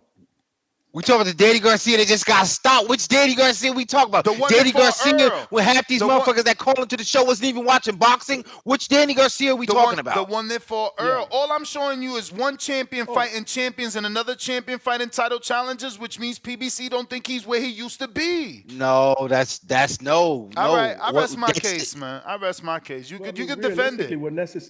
So what you're saying Go is ahead, that John. if he really wanted to, he could have just fought for like a title shot right now, like. Absolutely, he's Jermell Charlo. Listen to these guys. He's the lineal. He's the king. Why can't if Crawford could move up into the division and fight a champion, and Earl could move up into the division? He had a turkey bag behind it. He got to cut me off. Earl could move up into the division and get 2 title shots. You telling me Jermell gotta wait? Meow. Let me get my cat sound bite. Yes. Let me get the cat sound bite out, man. Go ahead. Meow. Yo, you know how nasty this is? Yeah. The man dared to be great, but now the man can't come back and fight Jesus Ramos? I'm not saying he can't. Disgusting. I'm not saying he can't. I'm just saying that he's not the lion y'all thought, and PBC is showing you that. No, Bro, that's wrong. You got it wrong. He's You got it wrong. He's still licking the lion that we wounds. thought he was. Pause, bro. This is the man that nobody beat this man for undisputed. This is his division. Canelo took that undisputed. Nah, bro. Canelo cherry picked 154 pounder. The fight was called undisputed versus undisputed. Like y'all can't have y'all cake and eat it too. Canelo took that away from him. Come on, bro. So he's not the lineal champ. That's what I like. Like we playing games, man. We playing at 42nd Street. Ayo, I mean, using air quotes, technically he's the lineal champ. But look at where they put in the lineal at. The lineal is fighting on top the undercard. contender On the undercard. You didn't know that? What do you want to fight in the main event? It ain't a belt on the line. Hey, and it's PBC. They need help. They need help from Box Lab to put a card together in the first place. Let me give you some revisionist history. Tyson Fury was the main event as the lineal versus Pineda and Stefa Safari. What kind of card? A Queensberry? Yeah. Queensberry? Frank Warren killing the game right now. What you going? But then come on, Anthony Yard was maybe Anthony Yard and Fury. I'm just saying, bro. That lineal was the headline. This lineal is the co-main, hopefully. False equivalencies, man. That's bullshit. You can't do that. All right, Crawford was the lineal and he got a title shot. I mean, I'm just showing you. And Nue's the lineal and he gets title shots in the division above. I'm just, Yo, so like you said, the ink is not even dry. Suppose he might come back and fight Bakram. I guess we'll have to ask Bakram tomorrow, right? Hey, I don't know if he fighting Bakram, man. You don't know? Let's ask Bakram. We'll see. The man is the lineal champ, dared to be great, and now he got man, come on, man. Get stressed with that. And don't worry about it. You can send them cats my way, because whether it's Chinese food or pussy, I take them both. But what do you mean? He the lineal champion. What? He doing what Fury did. This is why America's great. Everybody has an opportunity at the crown again. That's it. This is perfect. He got to go through Ramos. It's unfortunate. I would prefer it to have been Lubin. Lubin deserves that. The real thing, Lubin's getting cooked, like I said before, because of the matchmakers. Lubin beat Ramos, but he don't get the fight. Exactly. But we get the guy off the loss. No, it's matchmaking. Done foul with Al, man. How many eliminators? Hating matchmaking. How many eliminators has Lubin been in? I'm telling you, something. Some of these dudes did something to cross. Like it just smells like that. Like, but look, I got James Benitez, Ramos versus Charlo, better co-main than David versus David. Wow. So you saying Ramos should be the main? James, so we just hate. James, right back at us with 2 more. Did your boy Cliff find a gym? Cliff, did you find a gym? Meow. So Marco catching strays. RT Boxing with Mr. A, $5. Hypnotic Charlo taking a warm-up shot in Ramos. Hashtag Hardin. 3 faces and clouds of Hardin. Smoke. See? Warm-up shot, not a champ. People understand except I don't know why acting like it's a bad word. Nah, it's the way you framed it. Maybe I'm being, maybe I'm being sensitive. I don't know. I just like the way you framed it, man. Yeah, and that's wild. That's not what he doing. He made it over sound there. like it was a bad thing. Yeah, I don't even know what Mr. Lineal Champion. Mm-hmm. When the show started, I kind of felt good. I kind of felt good about this fight. Now I'm feeling different, man. Why? What you mean? They kind of shitting on it, man. Nah. Like, I think it's a good fight for Jermell coming. I mean, he's coming off a 1-year layoff, man. This dude is tough. He could have took a much lesser guy as a tune-up. I mean, yeah, he also could have took a tougher guy like Earl does. Come on, man. You Come on, this Ness. guy's You was just provocational. saying- Why are you gonna bring that man up again? What? Wait, is this a Texas cash out? Hell no. How? How? Nah, but again, I think if Mel loses to Ramos, that's an upset. Texas is in bad shape. That's from an that upset. position. But I don't expect him to lose because I'm expecting the lineal champ that all he did was go up and fight Canelo for for him to come back sharp against a contender that wants that spot and wants to be able to say, I got the former undisputed. I got the lineal champ scalp on my resume. So this is a good fight. John, don't let Ness do that to you. Don't let them poison the fruit, man. Don't let them do that to you. All right? Yo. Fight it. Yo, that's crazy. Blame me for it. All right. Yeah, Abe. it's a Texas cash out. Abe, It's a trying Texas you cash again. out. Yeah, what's up, y'all? What up? How y'all doing tonight? All good. We good, brother. How you feeling? Who you got on there? Two-tone, Marco's gone, it looks like. We got John from the hangout spot. Marcos ain't jump on. Making my TBV debut. Oh, okay. Nah, I was busy yesterday, so I didn't get a chance to call in, but some people just make comments that it's just not true.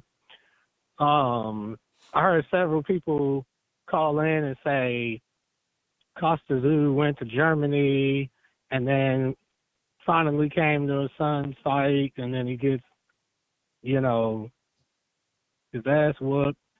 What actually happened was, and you can look this up on the internet, that was Tszyu. Tszyu had a fight. Costa Tszyu was sitting in the front row, and he was yelling so much. Tszyu was like, "Be quiet. You're getting on my nerves. I'm trying to fight here." And he asked his dad not to come to his fights. Yeah, you could look up the interview. That came out of Tszyu's mouth. So Costa Tszyu was like, "Well, you're a man now. I respect it. Do your thing, son." And I'm not. Now, look, I don't know if they had a conversation, but I'm assuming that they did because that's why Costa Tszyu showed up. So you basically tells he put the nigga out, is what you said. Yeah, he told his dad, "You're annoying and you're getting on my nerves. I'm trying to fight here," because Costa Tszyu was yelling, giving instructions and all kind of shit, and he didn't want to hear that shit. He said it was distracting him. He's like, "Look, I'm trying to fight here. I'm trying to do my thing. You go find something to do." Listen to the interview. That's Tszyu that sent Costa Tszyu away. Mistake. I don't think he would have got beat if he would let his dad train him. Because Costa Tszyu was a motherfucking beast. He wouldn't have him flipping them damn But hey. quarters. I know that much. No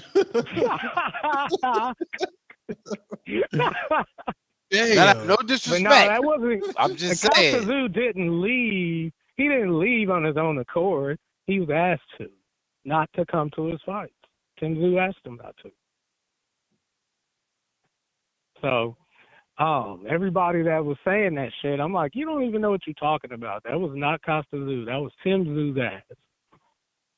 But anyway, I like the way Tszyu handled himself. I think he is going to be back I think hopefully he gets his mental together because something's a little bit off the way that fight went. And I don't know if it's You on may the feel other like guy's it's your side time. or But on that's your Tszyu side, time, but champ. that's my call. All But you right. know what? All these people with questions about what happened, y'all make sure y'all hit the Patreon and hit the membership and make sure y'all put your questions in there because tomorrow, Ness, did you tell them already? Yeah, I said we're going to have Bakram and Sharetta Metcalf on tomorrow. Yeah, let them know. Good old chicken man, let them and know. Y'all definitely got Bakaram. Yo, did y'all notice that Jerry Forrest is back in action on a Lou DiBella card? Hopefully it gets some DAZN airtime. Right now it's just a Broadway boxing, but he's going to be fighting Earl Newman. Earl Newman's moving up from cruiserweight to heavyweight. So, you know, Jerry's a good puncher. He did a good job with Zhang, so hopefully Newman don't get starched, man.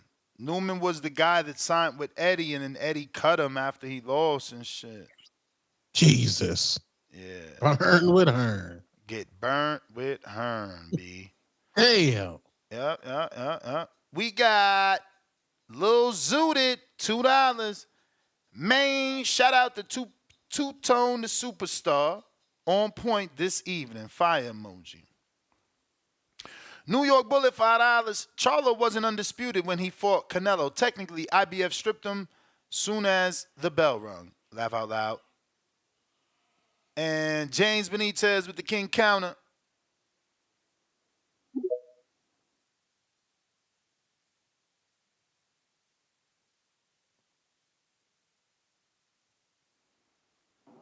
Yo, Ness, you hear me? Loud and clear. Yo, what's up, man? What's up, Two-Tone? And buddy, I don't know your name, buddy. But I don't know your name, but I'm just gonna call you not Marco, man. But what's up? John from the Hangout Spot. John from the Hangout Spot. Yeah, John from the Hangout Spot. All right, bet. Hey, Ness, man, did you do any talk about the Sabril Matias pay-per-view price? Did you talk about that today or not? Nah, what is it, $30 or something like that? $40. Yeah, they crazy. They crazy. Wait, what's $40? Yeah, Sabril Matias pay-per-view. Sabril Matias on pay-per-view. On payperview.com. Mm-hmm. Hey, Yeah, Fire Stick Boys out boys that day. outside. But Two-Tone, man, you full of shit. You know damn well Jermell Charlo deserves to be co-main event over David Benavidez. Why? Because one, he fought more notable fights, man. His whole path for his undisputed and everything is something that David has never accomplished. For one, you know, he's been in wars. He's been in memorable wars with Tony Harrison, the goddamn man, fuck the Brian something, man. Forget the nigga from goddamn Brazilian, Castano, the goddamn the punch from hell that he did on damn Jason Rosario. His fights were memorable, whereas David Benavidez, we don't remember shit. The only thing I remember about him is his dad talking and lying to the community about getting a potential Canelo fight. Unlike him, Jermell Charlo actually got because PBC believed in him. And it sucks to hear that PBC is not believing him to believe that he will be able to carry a show better than David Benavidez. Because like David and David, both of their profiles is low, whereas even Jesus Ramos is more popular in the sport of boxing than Dave Morrell. So it's nasty work from PBC on that right there on their damn TV programming. But it is what it is. I'll let you believe what you want, you know, because you actually stand tall for the wrong guy from Arizona, where you should be saying Jesus Ramos should be up next instead of David Benavidez. I just want to get that point across quickly. But I mean, that's also nasty work for you. You can't just say all cat is good cat, my nigga. You wildin', man. You got to leave that shit for Untitled, my nigga. You can't be saying that shit right now. But other than that, dog, shout out to you and shout out to the community as always, man. I'll catch y'all later. And by the way, hey, Ness, I agree with you, man, but, yo, we leave that shit for Friday nights, man, but I already know you knee deep in something, so you can't participate. But, Ness, man, what's up with these niggas, man? These niggas doing all this talking through the chat. These niggas dissing everybody that ever competed or whatever that actually tried to train for months and everything, but they want to agree to fights for Border Wars, but they ain't got no gym. Do you believe these niggas really going to show up, Ness? I really don't. I don't believe these niggas going to show up. I feel bad for that nigga, old wizard, and that. But it's not your time. Damn, Cliff, you everything. caught 'Cause a I know stray. Yeah, damn straight. Because you got the nigga from the community that's a host every day. That goddamn offered help and everything. You won't even see him. Nigga got enough free time to be on the show twice a day and participate, but he can't goddamn find the gym. Man, two-tone man, nigga, it's something that's called Google. That's so easy, my nigga. So easy. I While sent you them. walk the dog, you can goddamn talk. I sent them like 5 You said. gyms. Come on, my nigga. So what? What he wants you to do? He wants you to fly back to the East Coast, something that you don't want to do because it's cold weather outside right now, my nigga. But and walk him into these gyms. he That's what hasn't he wants you to said do. he hasn't found a gym. But he has. Okay, he hasn't said. Because I sent them. Say I he sent didn't them a either. lot. So, I sent them a lot, so it's on him. I mean, I'm sure he's making a decision. you make a decision. Next, man. See, I wish you press niggas like you press me.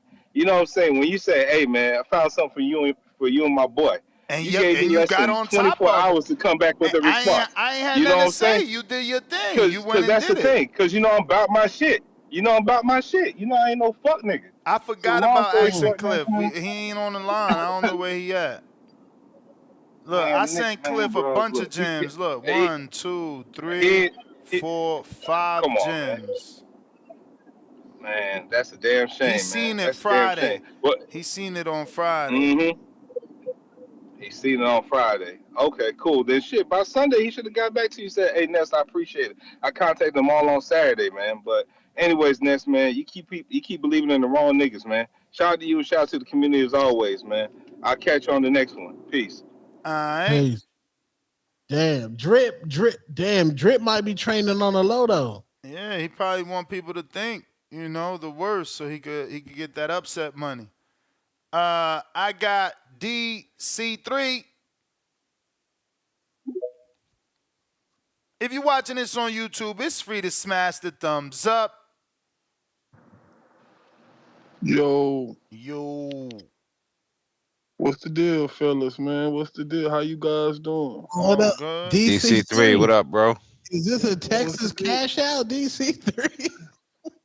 See, look. I've been chilling in the cut the last couple of days. I just been, but yeah, two-tone, yeah, man. You gotta chill with the Texas slander, man. You on your hatred shit right now, man. What's that shit called? The hatred. You on this shit right there, man. Look, man. Yeah, man. Shout out. I want to give a shout out to Al Heyman, man. You know, man. We gotta thank because I heard some Al Heyman slander earlier in the show. That nobody checking this for this shit, man. We gotta thank Al. You know what I'm saying for, giving us Tank Christmas, December 14th, Toyota Center. Shout out to Houston, Texas, man. I got to let me cook, Ness. No, Let that's me my cook. bad. That ain't the bell. All right. Started And over. shout out to Al for giving us that. And I want to give a shout out to Tim Tszyu, man. That's for you guys that's fighting at Border Wars, never look over your opponent, man, because he was speaking about everybody but Bachman. Talking about Crawford and these other guys at his division instead of Bachman. You know what I'm saying? Looked a little crazy to me watching the fight. So like the guy had bricks in his gloves. But I know I ain't the only person seen that. Everybody else called and said something looked weird. But yeah, though, we gonna give a shout out to the PBC, man. We got Earl coming back, Cholo coming back, man. Stand up, Houston, man. And we got this guy, one of the dude who over the show asking for a Lubin fight. We stopped him in the first round, so we not taking steps forward, man. It's gonna be hard for this guy to come back to 54. He's a little older. That was 2017, right? That's almost 8 years ago, bro. Like that man deserves his rematch, man. Stop ducking, man. Stop ducking the rematch. It ain't no ducking. It ain't no ducking, man. We lineal. We the man. We the man. We was the man. You tuning so up? It ain't no ducking. And you keep yelling out this guy was up. Ness, it's okay. Up. It's a lot. It's okay. He's been inactive, Ness. He's been inactive, Ness. He's got a lot of shit going. He's got a lot of shit going on outside the ring. Big Fish coming back. He's got a lot of shit going on outside the ring, man. Big Fish come back to big fights. Man, Big Fish. That's Big Fish though. That's Big Fish. There's only one. He don't take too long. It could only be one. That's why Texas respond to him, because he don't take too long. It's cool. It's cool though. But I want to give a shout out to the Texas guys, because guys shit on the PBC. Shout out to Earl. Yeah, I hear you. You can hate too. It's all good. But you guys call in and shit on the PBC. But you guys on the panel, just think about it. Just think about this. if we took all the PBC fighters out of boxing, how would boxing look? Just think about it. Don't nobody want to take them out. We want them more active. What the fuck? Let me talk. What the fuck? We want them more active. You talking about taking them out? Let me talk old school. Like I'm just saying though, cause we shit on the PBC. You know, that's all we do. Oh, L, this, L, that. But we need to thank L. We need to thank him. Should we be thanking Top Rank too then? Should we thank Top Rank in the zone?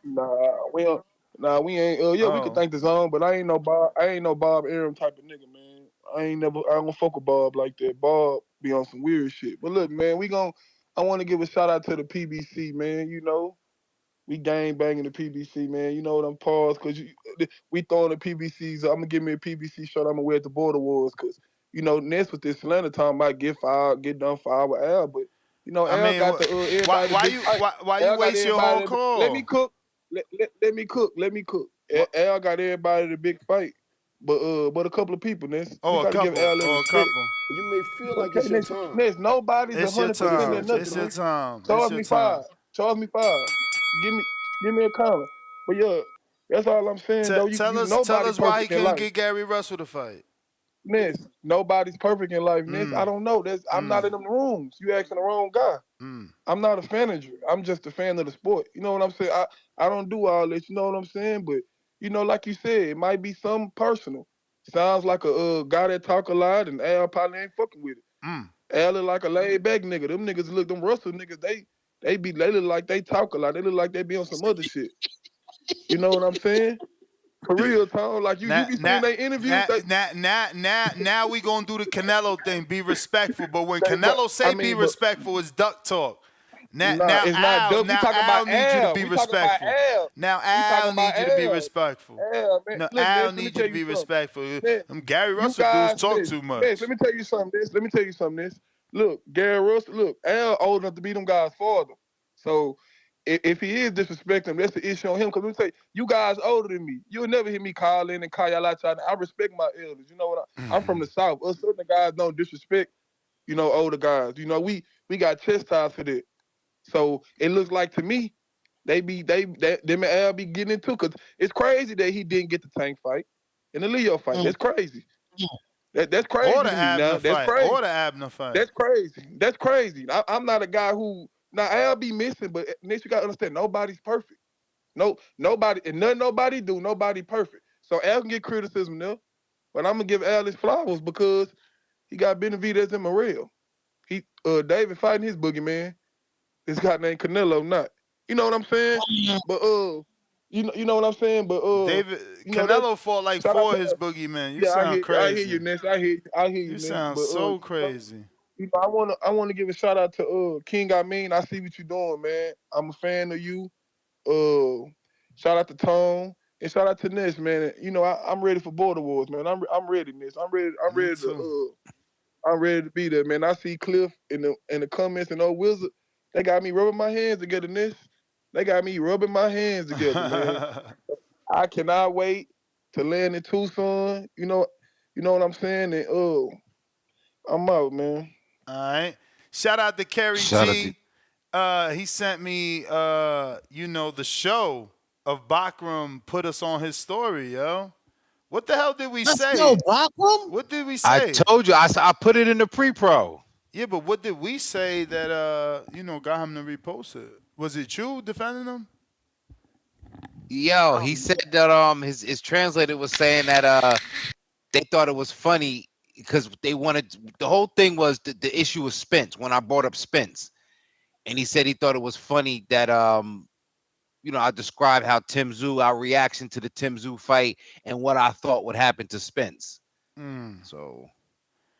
Well, shout out, man. Shout out. They also said that they watched the live chat. They said that they watched our live reactions to it. So they were, that they seem to be fans of the show, man. That's what's up, man. Always a good thing when they listening and watching.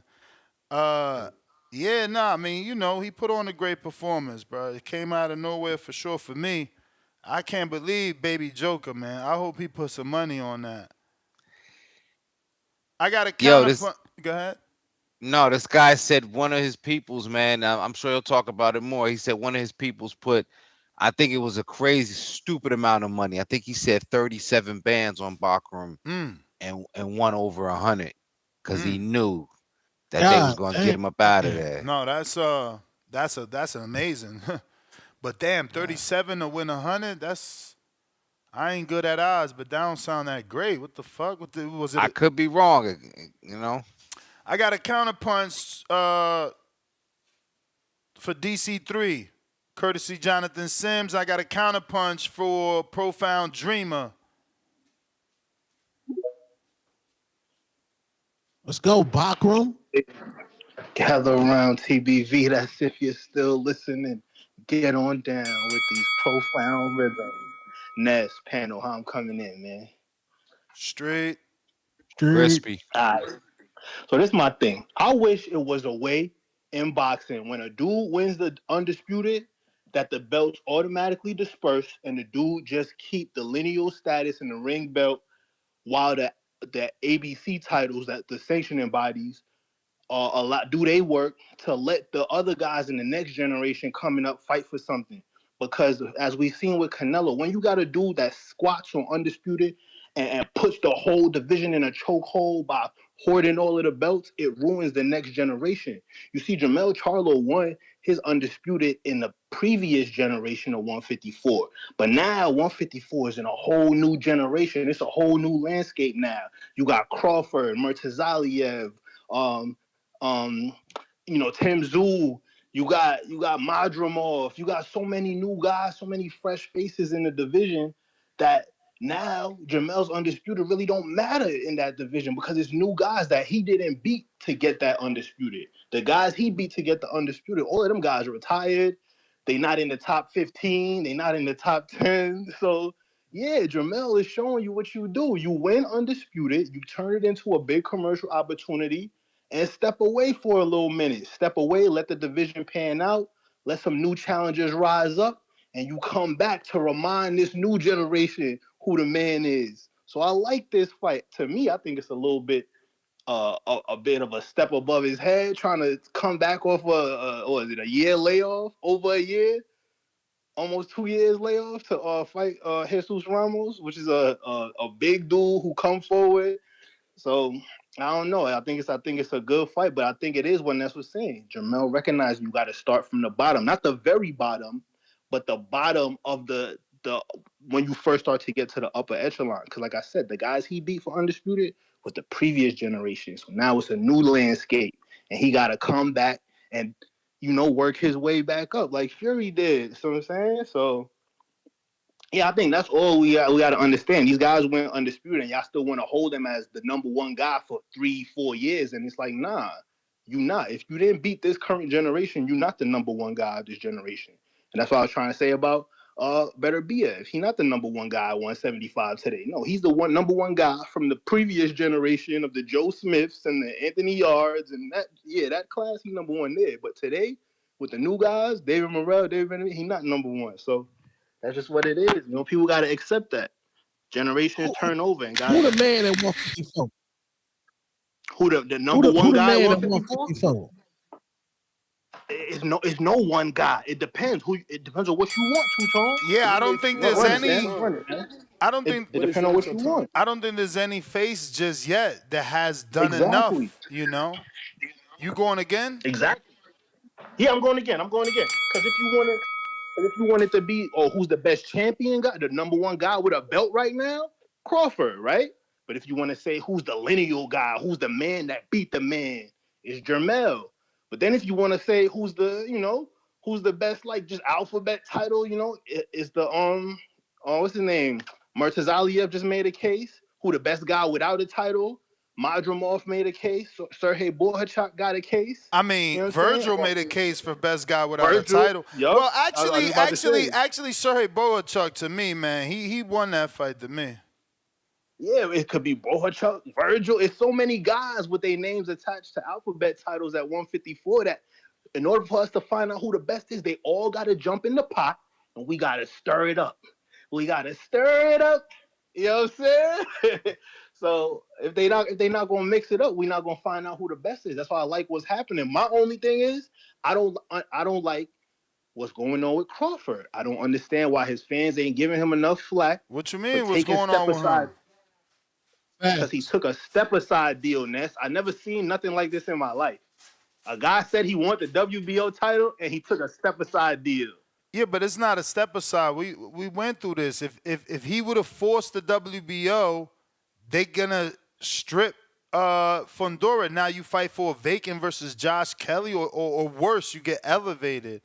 You know, he's trying to fight the actual fighter, but keep in mind that that's still going to happen. If Fundora chooses to fight Earl, they are going to strip him of the WBO. Exactly, and that's what I like, the WBO standing on business, because yes, okay, I get it. Crawford don't want to be given a vacant belt, then let the WBO belt go completely vacant and let two other guys fight for it. I'm pretty sure the WBO is flexible, and they recognize that it could be guys outside of their rankings right now who got a fight coming up, namely Sergey Boychuk and Madrimov. I say let them two fight for the WBO title.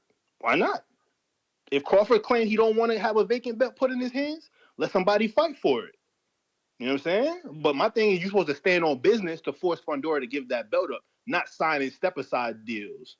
But okay, I'm a hater, but it's like you said, Nash, some of these Crawford fans, they so content with Crawford being the Errol Spence now, being the diva now. They so content being in that position, and they don't have nothing bad to say. But I'm a Crawford fan, and I give constructive criticism, and I'm a hater all of a sudden. No, I'm just objective. I hear you. Listen, I just want him to fight Bakram. If Earl is fighting Fundora, he got to fight Bakram. No. What happened to Erikson Lubin? Why are we not playing our foot? What do you mean, Lubin? Nah, bro, we talking about getting belts. This Thanos season, you talking about fighting contenders like Mel. That's not what we doing. Feel like it's your time. No, because Erikson Lubin was bumping his gums, and he was so hyped to fight Tszyu. Run it. Erikson Lubin was bumping his gums, and he was so hyped to fight Tszyu. But he wasn't, though, remember? But remember. He said there was a deal. Yeah, after. He wasn't hyped to go over there when Tszyu offered to fight over there. He was content after the second was the next time. In line. Look it up. I know. I'm not debating that. I know, but remember, he was first in line and said no to the shot. That's what I'm explaining to you. He was first in line. Now he don't want to fight. So now he don't want to fight for a title. No, I'm saying Aliyev, that's not a big opportunity. We mad Lubin didn't get the Jermell fight, but fighting versus Aliyev, that's not a good opportunity. I'm not saying it's not a good opportunity. I'm saying that Aliyev deserves to be in a unification. He don't deserve to fight Jermell Charlo's, rematch that Lubin earned from Charlo. Why should he get that opportunity from Aliyev now? Charlo should not be fighting the dude that Lubin beat. Charlo should be fighting Lubin. My only thing with Crawford getting the Aliyev fight is Crawford is tied in with Turki Al-Sheikh. And Bob Arum just came out and said Turki Al-Sheikh got a lot of flack for putting on events outside of Riyadh season, outside of their home country. And moving forward, if fighters want to get overpaid, they got to come fight in Saudi Arabia. Mm-hmm. So is Crawford and Aliyev going to fight in Saudi Arabia? I don't know if Terence Crawford is going to do that. Why not? I'm saying. Why not? My thing is with Terence Crawford, the only issue is it's going to be October probably instead of February. Exactly. Look how far away that is. So why not fight Lubin in the interim? Why not just fight Lubin now? You're going to have to fight him. If you want to prove you the man at this division, you got to fight people. It make no sense sitting out waiting for a big name to call your number when you merge Aliyev. Go fight Lubin. I mean, again, that's Bob Arum speaking on Turki Al-Sheikh business. We don't know if he right. And we don't know if Al-Sheikh could still fund a matchroom show that Crawford could fight on, where he could fight Aliyev, where, Bakram doesn't have, he's with Main Event, so they need TV. All I'm saying with Crawford, he's such a wild card right now. We don't know what he's going to do. This man calling out Conor McGregor, calling out Teofimo Lopez for street fights. He in a position where he don't got to do anything. So I'm not really hyped for a guy to, risk time and risk sitting out to wait for Crawford to call your number. It's clear that Crawford is acting, and rightfully so, acting like the big dog, acting like the diva, acting like the shot caller at 154. So I feel like you could sit around waiting for Crawford, or you could go make your own lane the way Tim Tszyu was trying to do. You know what I'm saying? And I feel like, as much as I is, it's better off him going to try to make his own lane than sitting around waiting for Crawford to call your number, because Crawford clearly moving like he called his shots. Everybody in boxing is supporting him moving like it's your this. time, So that is what it is. but But it's that's my not your call time. for now, man. All right, champ. Yeah, Canelo ran Turkey out of Sheik out of America. Nah, I mean, if we believe in Bob, he's getting pushed back from the higher ups because that money's supposed to be spent on bringing awareness to Saudi tourism. So those fights need to be in Saudi to get us to go to Saudi. That's what I always thought. I got excited when he came over here spending money in America. But look, all good things come to an end. Hopefully he just has to readjust.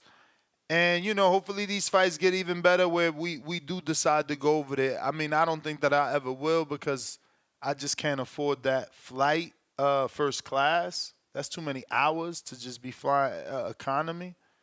But, yeah, Khaled, Indiana. Yo, team, how y'all doing, Ness? Yo, y'all good? Yep. All right, bet. Hey, real quick, it's a good fight. Not a great one, good fight. I do agree with you, Ness. Like Lubin should get the shot, but Lubin hurt right now. So, you know what I'm saying? It is what it is. Like the last caller said, I can see the argument that he's making because it is a new crop. And, you kind of got to prove yourself again. He the man, but not the man. You know what I'm saying? And I think it's a good fight for him. It's really unfortunate that he went up and fought Mr. Alvarez because it's like, you dared to be great. Not really. You really just went up there for a payday. But we really could have got the Bud and Mel fight. That would have been one of the biggest fights in boxing. That would have been one of the best build-ups that we had. But now we don't know what's going to happen with that fight. There's too many moving parts. But as far as the matchup go, Jesus Ramos, me cool. He a solid guy. He lost to Lubin. You know what I'm saying? I'm not with that. He didn't lose. No, he took rounds off. Lubin kept fighting. He lost. He took rounds off and he lost. So he lost that fight.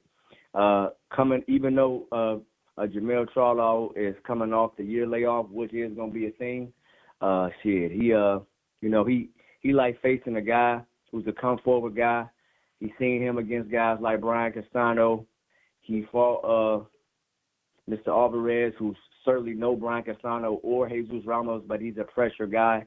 So I think he'll be able to outbox him, and then, sit down on some shit if he needs to. We just got to see how he's going to be affected by the year layoff. But it's big fights for him. It's definitely big fights for him down there at 154. He still has to get the win. But, yeah, I'm happy that Jermell Charlo was coming back, man. He one of my guys. I stupidly thought that he was going to beat Mr. Alvarez. I had to learn a little more, you know what I'm saying, so I won't make dumbass picks like that again. However, I am happy to see my man back. Hopefully he can get the win so we can keep moving the 154 division forward. But last thing, Arthur Beterbiev is the man at 175 because the new guys just came up, still getting new fights, and he beat the man who would beat everybody. So Arthur Beterbiev is the man at 175. I don't agree with that point, but everything else, though, my man was kind of solid on. But, that's my call, man. Shout out to y'all. Appreciate you, Khaled. Appreciate you. Don't forget to hit that thumbs up button. It's going to help with the visibility. We're going to get some new callers by pushing that algorithm. We got... To that caller's point, this is the reason why I like this fight for Charlo, because he's coming off. Once they get in the ring, it's going to be almost a year and a half of a layoff, man. And Ramos is a tough dude, man. You know what I mean? So I do like this fight. I fully expect if Charlo wins this fight, then he'd be back in the mix for one of the top guys. But I think that's the beauty of the 154-pound division, man. Nobody's really. There's a lot of lions in that division, man. And Tone, I know Charlo's your boy and shit, but I kind of feel like once he stepped off, man, he kind of lost his place in line. So he's got to get back into the swing of things, man. We got to see what he brings to the table. He is moving back down in weight. Right. So that's concerned. You know what I mean? But nah, at the end of the day, I'm glad he's back. You know, the 154-pound division is always better, you know, when he's in that division. But it's on fire, man. It's on fire. Totally agree, man. I want to see him mix it up. We got a king counter, or actually two separate counter punches. One for Cliff in Connecticut and one for O Wizard. And shout out to Profound paying the call debt. We got This My Time. Oh no, this my last time. This my last time. Yo, going once. H-Town. Going once. Miami Mark.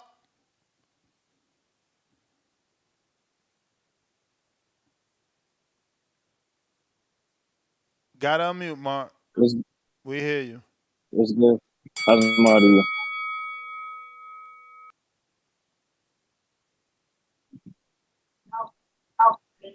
Hello? We hear you. Cool. I like this fight. I think this is a good one.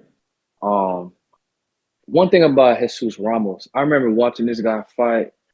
This guy back is wide. He's a pretty big dude, you know what I mean? It's a good fight. I think 154 is really, really hot right now. But I do think it would have been so much better if Tszyu would have got it done. Tszyu would have been in there. But now I want to spice things up a bit more. I need Boots to go ahead, do what he do against Karen, and go ahead and just move up, man. Go ahead and get that fire. This is how you're going to build your name and be one of the top guys, big name fighters in this sport, man. Go where it's hot. The same way 147 was hot with Earl and Bud and them. It's looking like 154 is becoming that division right now. It's really, really hot. You got a lot of killers, a lot of great fighters there. So I definitely want to see Boots go up to 154 and go solidify stuff up there with those guys. Now for Charlo, man, I think this is a good thing for him because, like, I know a lot of people probably written him off after that Canelo performance, but now he's back in his weight division, and you know, he got a good amount of contemporaries around him at that division.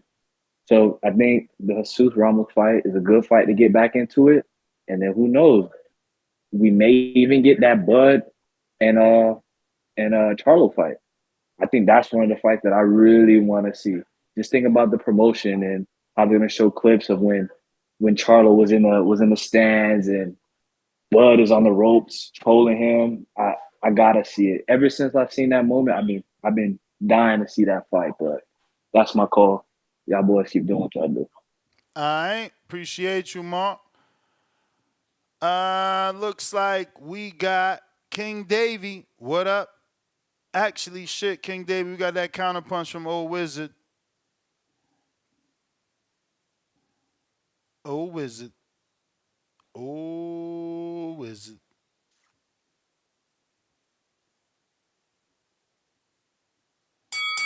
Yo. What up, what up? What's the word with you, Nash? How you living, man? Chilling. What's up with you? Everybody in the panel. What's up, panel? What up, B? Chilling, man. I can't complain, man. Putting that work in, about to go to this gym. I just had to call in, though. You feel me? I got that King counter. Shout out to DC3. About to stop your man Cliffy in the comments talking crazy and all that. I had to dial back on my calling in because he was crashing out. How you see that fight going? We'll be 3 months out, 4 months out? Nah, we still 4 months out. 4 months in. We still 4 months out. He getting stopped though. That's how that fight go.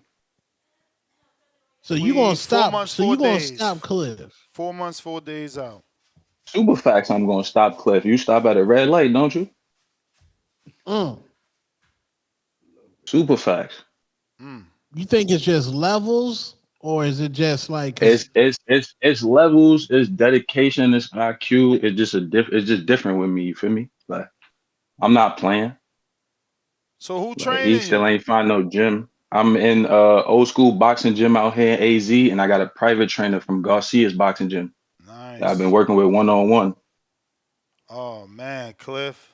Yeah, I'm not playing. That's what I'm saying. It's a Cliff different about to level. pull Like he out. keep talking this. Cliff about to He pull from out. the he from Connecticut and all that shit. Like I'm from the projects too, bro. Like I'm from the East Coast, New York, Grant Projects. Look my shits up, bro. You could read news articles about my shit. Like I don't need to glorify none of that. I'm a grown man. I'm not playing. Damn, Cliff. And How yo, do you Ness, check that respond? step challenge too, man. I just hit 20,000 steps average last week for the whole week on that. Damn. We agreed to How do we you agreed to how do fight you at we respond? agreed to Oh, fight at 180 in the chat. I'm 7 pounds away from my fight weight. What's up? I gotta chill out. damn. What weight are they fighting at? What weight? 180. What is your name on here, Wizard? My name Old Wizard on everything. Damn, I ain't see you yet. Is you in the group? Which group? Oh, you just doing it on your Oh, on the own? step challenge? Yeah, nah, I'm in the group. I'm in the Border War step challenge. Super fast. I started late, you feel me? I had to give me an Apple Watch so I could get my steps accurate because my shit, I can't do that carrying the phone around to get my steps. That shit crazy. Bro, you know what's crazy? I got the watch and I still got to carry my phone. My watch is not as accurate as my phone, bro. Oh, nah, my shit definitely been more accurate since I You got the may feel watch. like it's your time, I've been but it's I've not been your time. tight about that shit. I've been telling my wife like I feel like updating my watch and phone, bro, because I got like she could leave her phone anywhere in the house and her steps pick up, not me. If my shit ain't with me, it ain't working. I don't see you as no old wizard here, man. I don't know. Hold up, my shit say Harlem Old Wizard. I'm number Oh, 39. Harlem, I'm down there. I'm Harlem. at the bottom, you feel me? Yeah, see, But I'm working though. you got me looking for old wizard. I see Harlem now. Yeah. Harlem Old Wizard. Your And average, and your yo, Ness average, too, your right? average is actually 13,839. For the last 7 days though, it took my last day off though. If my shit was It say last last 7 seven here. days starting, Maybe yeah, you get a last 7 days different because it's view. counting Monday. Maybe you get a different view, but look, I'm screen sharing my view, and it say your Nah, I know average. exactly what you're looking at. It's just counting Monday for the last 7 days. It's not counting from Sunday to last Saturday. Either way, man, don't scare Cliff away. I ain't gonna scare him away. He talk too tough. He can't be scared. He undefeated in the streets and all that. He had 15 fights and all that. He all tough and all that. He beat up a family in Walmart and everything. He live Hey in the yo, why woods you and trolling my this, that, man and the now? third. He You tough and all trolling that. my man now. Nah, I'm not oh, trolling him. oh, He's super tough, the man. man said That's why he he been getting in stopped. Harlem more times than you. How do you respond to that? What'd you say? He said he been in Harlem.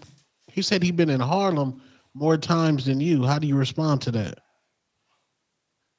Bro, I was raised in Harlem. I grew up in Harlem. I moved out when I was 21.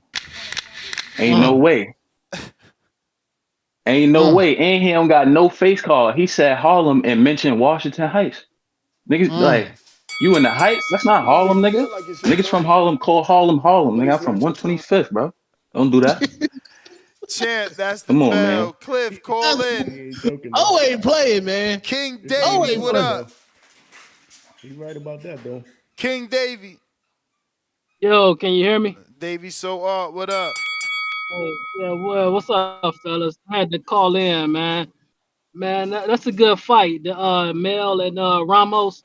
But like I'm thinking about Charlo back when, like after the Castano, you, you know, You starting to break up, champ.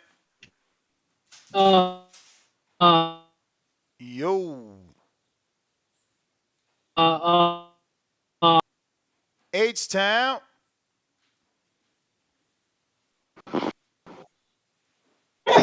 Yo, Ness, hear me? Yes, sir. Hey, Sean, baby. Hey, man, welcome back to the Lineal Champ, man. Lineal Champ's the only thing that matters in boxing. Y'all tripping. You got to beat the man or be the man. And Jermell's the man. It is what it is. Hate it or love it. That's reality. With all these makeup belts that y'all put it in front of the Lineal Championship, that's crazy. Damn, they got Jesus Ramos by KO on a pole. Holy shit.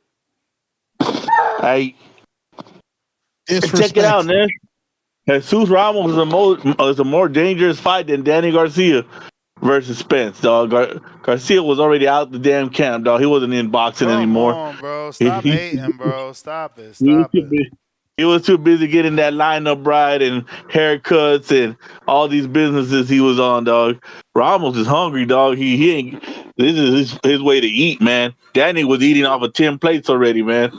He was already had that money, bro. It ain't the same thing. There's more dangerous, man. There's a more dangerous fight. Yeah, salute to Mel, man.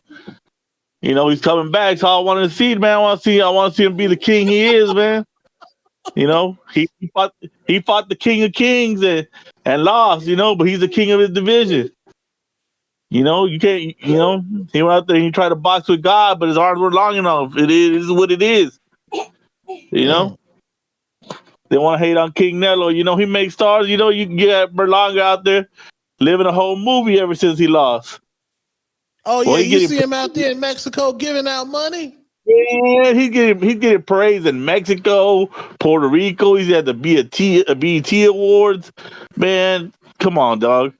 That next face of boxing, now. Shout out Edgar Berlanga, man. And over here, David boxing, at home with a hurt wrist and hurt ribs. You know, damn. Tragic. He better get with the matchmaker. He better get with a matchmaker, man. Oh, he's gonna be pushed the right way. You know, he's gonna be the one, man. Hey, you know, the PBC guys talking about who got this, who got that, and you know. It's only when it's in their favor where they brag about it, man. We all know that none of the Russells have gotten anything out of there. We all know David didn't get anything out of there. I don't know what kind of bullcrap they're feeding him for him to stay there, but it is what it is. I guess the money's good. But, you know, like I said, man, welcome back, Jermell, dog. I'm excited. This fight happened, man. I'm excited for it. It's going to be a great fight. Someone going to sleep, man. Someone going to sleep. You know, then Ramos is going to sleep. H-Town, baby. I'm out. H-Town. You feel like it's your time, but it's not your time. If you're watching this on YouTube, don't forget to hit the thumbs up. And if you haven't subscribed, please do so. Numbers is power. We're trying to get that power, that respect, so we can get all the big interviews. We got Tip Bellis on the line.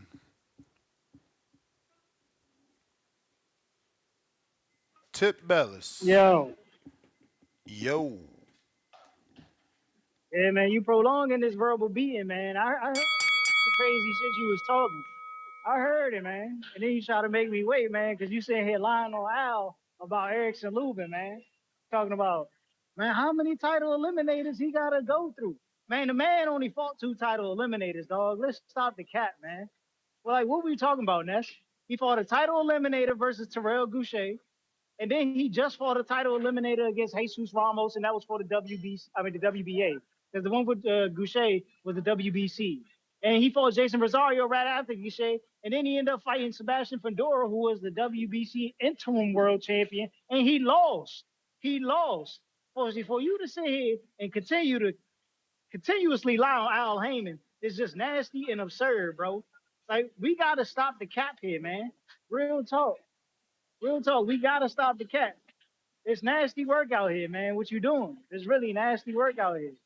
I'll set Erikson Lubin up in a great position. Yo, what about the Erikson Lubin Tszyu eliminator? You ain't counting that one? Regardless of it. Okay. Did the fight happen? Okay. Did the fight happen? Okay. Did the fight happen? Okay. Did the fight happen? Okay. Did the fight happen? Okay. Did the fight happen? Okay. Did it happen? Okay. Did it happen? Okay. Y'all notice he can't answer a question, Okay. right? Notice he can't answer a No, question. I'm just saying. I'm just talking about how many eliminators the man got to go through. How many eliminators he got to go through? I'm just asking. How many eliminators he got to go through? Please tell us. You just saying, and I'm just asking, man. So you ain't gonna tell us about the Erikson Lubin Jorge Cota eliminator? Next, what would it matter? Regardless of the fact, he would have been put in position for. Oh, What okay. Are you Jorge Cota? How many years ago was that? That was in 2019. Again, how many eliminators has he been in, and how many title shots? That's my argument. And then you talking about Charlo in 2021, bro. Check this out, y'all. Erikson Lubin fought Sebastian Fundora in July, and Charlo ended up fighting a month after in September. I think it was September. Yeah, no, August. It was August. August to September. He fought the month after. So let's stop the cap here, man. Erikson Lubin would have been in position to get his title shot, but he lost. And then you want to say Erikson Lubin had a WBC junior middleweight eliminator dominating Francis Zacaria Autu. So that's another one. I'm just proving that no other fighter in boxing has ever fought this many eliminators. What year was this? This is 2019. 2019. 2019? Yeah. And it was an eliminator. Yeah. Bad left hook. Bad left hook. And hold time out. And you know what Mauricio said, man. It's not like you're going to get an immediate title shot. I don't, but tell us what he said. So, come on, bro. So let's stop playing the game. So Mauricio did that with Thurman. Like tell us what he said. That's why Thurman ain't get an immediate title shot after he fought Barrios. I don't know, man. I just know that he's gotten so many eliminators. That's what we know. So many eliminators. I mean, if I'm lying on Al, why you ain't correct me when I named 3 eliminators that you failed to mention, bringing his total to 6. Bro. That's the bell, man. I gotta go. I gotta go, man. Yeah. No. Do the research and tell us what other fighter compares to Erikson Lubin that has 6, and I argue that there's possibly 7 total eliminators. But do the research, man. Then you could say that I'm lying on Al, but I mean I never met another fighter that had 6 or 7 title eliminators. I'm sorry. Arthur, what up?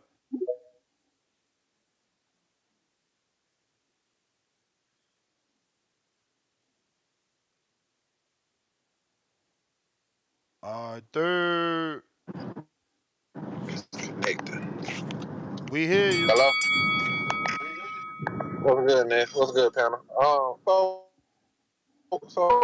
what's this narrative about Jermell that it's not a good fight or something? What's up with that? Because I know he came back and he tried to use his WA championship in recess, but you know WBA and Turkey, they real tight right now, so I knew that wasn't gonna work. So what's the narrative on Jermell? Like he couldn't get a title shot or what?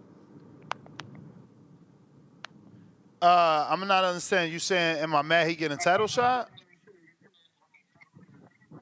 Now I'm saying, what's the issue with this fight? It was like he was talking down on the fight. Right? No issue. This is a good fight. It's just not what Earl do and Bud do. They fight champions. But I mean, Jermell used his champion recess. It just didn't work. I mean, it's not much other he could have did. I mean, remember, he could have been fighting Lubin, who beat Ramos and given us the rematch we've been asking for. The one that, Lubin deserved. I mean, there's nothing wrong with the fight. I'm just simply stating some facts. I got you. I feel like he did all he could do. He used his champion recess. Turkey ain't going for that, so it is what it is. But I like the fight. I still feel like Mel got a lot to give the division. He cleaned the division out one time. He's gonna try to do it again from scratch. He cleaned it out from scratch, belt by belt. So I mean, it's a good fight.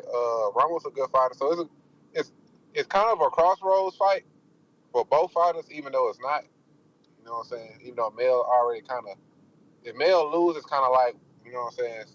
I can still fight, but it's just like, it is what it is. And Ramos, if he loses, he kind of goes to the bottom. And on that Lubin point, I mean, Lubin has fought a lot of eliminators, but Al did him a favor because his first title shot, he skipped the line for that title shot. Even Jermell was telling him he wasn't ready. A lot of people was telling Lubin he wasn't ready for that fight. So Lubin did get a favor when he skipped the line for that first Jermell fight. I mean, Frank allegedly wasn't ready to leave at the tank. He still got his shot.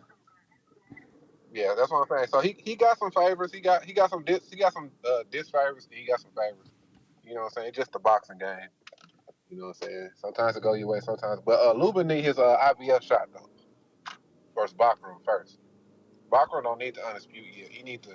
He still gotta run through some guys at 154. I mean, he could run through Crawford. Unifications trump mandatories.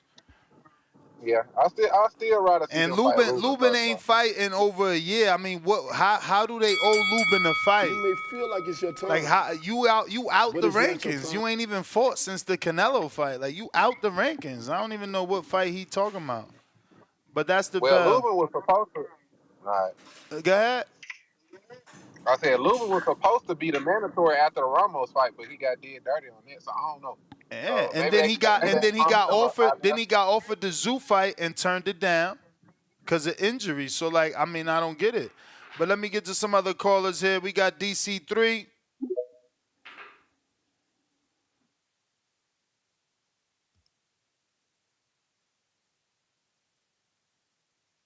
DC3.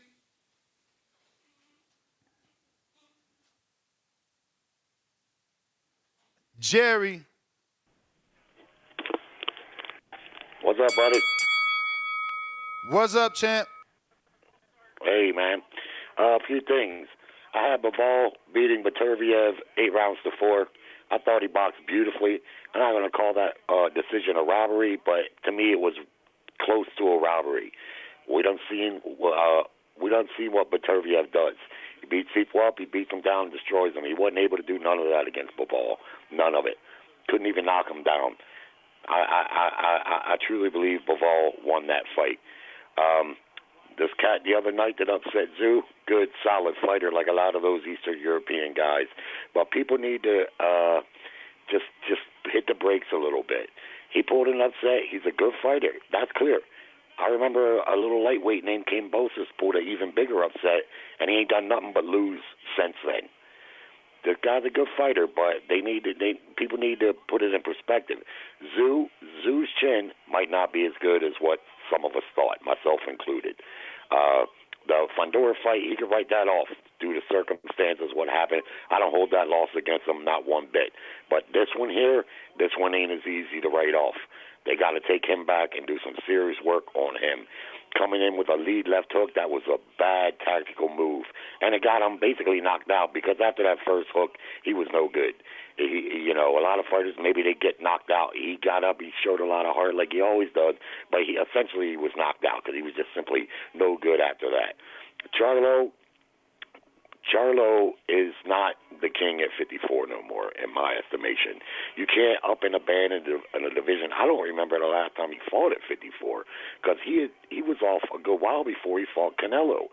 Last time we seen Charlo, he was basically running like a coward. Now, I know he was moving up to weight division, but still, he didn't try in that fight.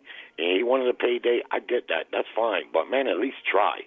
So he got to come back, and even though he's the lineal, he don't have to start at the bottom. No. And I give him credit if he does fight this guy. This is a tough fight to come back after a layoff. But nah, he's got to go through a couple top 10 guys, in my estimation, anyway, before we talk about he's the man in that division. That division done stacked up big time. So he's got to, I wouldn't say prove himself because he already proved himself. But again, you can't be out of the division for that long, lineal or not, and think that you come back and you're the top guy. I don't know if he thinks that. Maybe he does, but that's what I hear the fans saying. I can't get on board with that. And lastly, Bud Crawford. Bud Crawford, I don't know what to say about Bud. He needs to move on from that Canelo fight. I don't know what to say because he don't need to do anymore. But he wants a big bag, and I get that. I mean, that's what the fighters. You feel like it's your time. That's the bell, Jerry. DC3 trying you again. You got me on this? Yep. Yeah, man. You don't fuck with football, Hannes. You don't fuck with football at all, huh? Negative. Yeah, man. I know Tip, though. I'm watching these Ravens, man. This nigga, Baker Mayfield, and threw 2 picks to Marlon Humphrey. This shit crazy, man. But shout out to Jonathan Sims for that counter punch, man. But yeah, man, keep throwing this PBC shit in y'all face, man. You know what I'm saying? I heard H-Town call in and finally give Charlo some credit, but it sounded like he was being sarcastic. You know what I'm saying? It just I don't trust that H-Town guy, man. You from the city, you should be parading. You should be happy this guy, cause 54 high right now, man. It's a lot going on at 54, man. You know what I'm saying? And the next 2 years of boxing at 54 gonna be very entertaining, man. You know, so you gotta give it to Bud. You know, he got there and he made it real hot. You know what I'm saying? It's a lot of big fights, man. You know what I'm saying? Like, and yeah, man, I'm with that Tszyu stuff, man. I don't know, man. That's still crazy to me, man. It's like that shit is like how he got beat like that. That's crazy. That's wild. You know what I'm saying? And you know, I wish Charlo do fight Crawford, cause you know Crawford, like Profile Dreamer said, he acting like these guys is big homie. You know, he the big homie. You know what I'm saying? Like Crawford got a chance to show us that we know he's that guy, but you know, like yo, I hate bringing this up. But you know, your resume a little shaky still. You got that Spence win, you know, and you got that Porter win, but we know Porter was 1 foot in and 1 foot out the door. Crawford, you got a chance to go through the fire. You know, you got a chance to look at these names. Fundora, Charlo back. You can get that rematch with Spence again and show us it wasn't no fluke. Cause you know, some guys like Two-Tone think it might have been a fluke. He don't think Two-Tone don't believe that Crawford will be able to do that ever again. You know what I'm saying?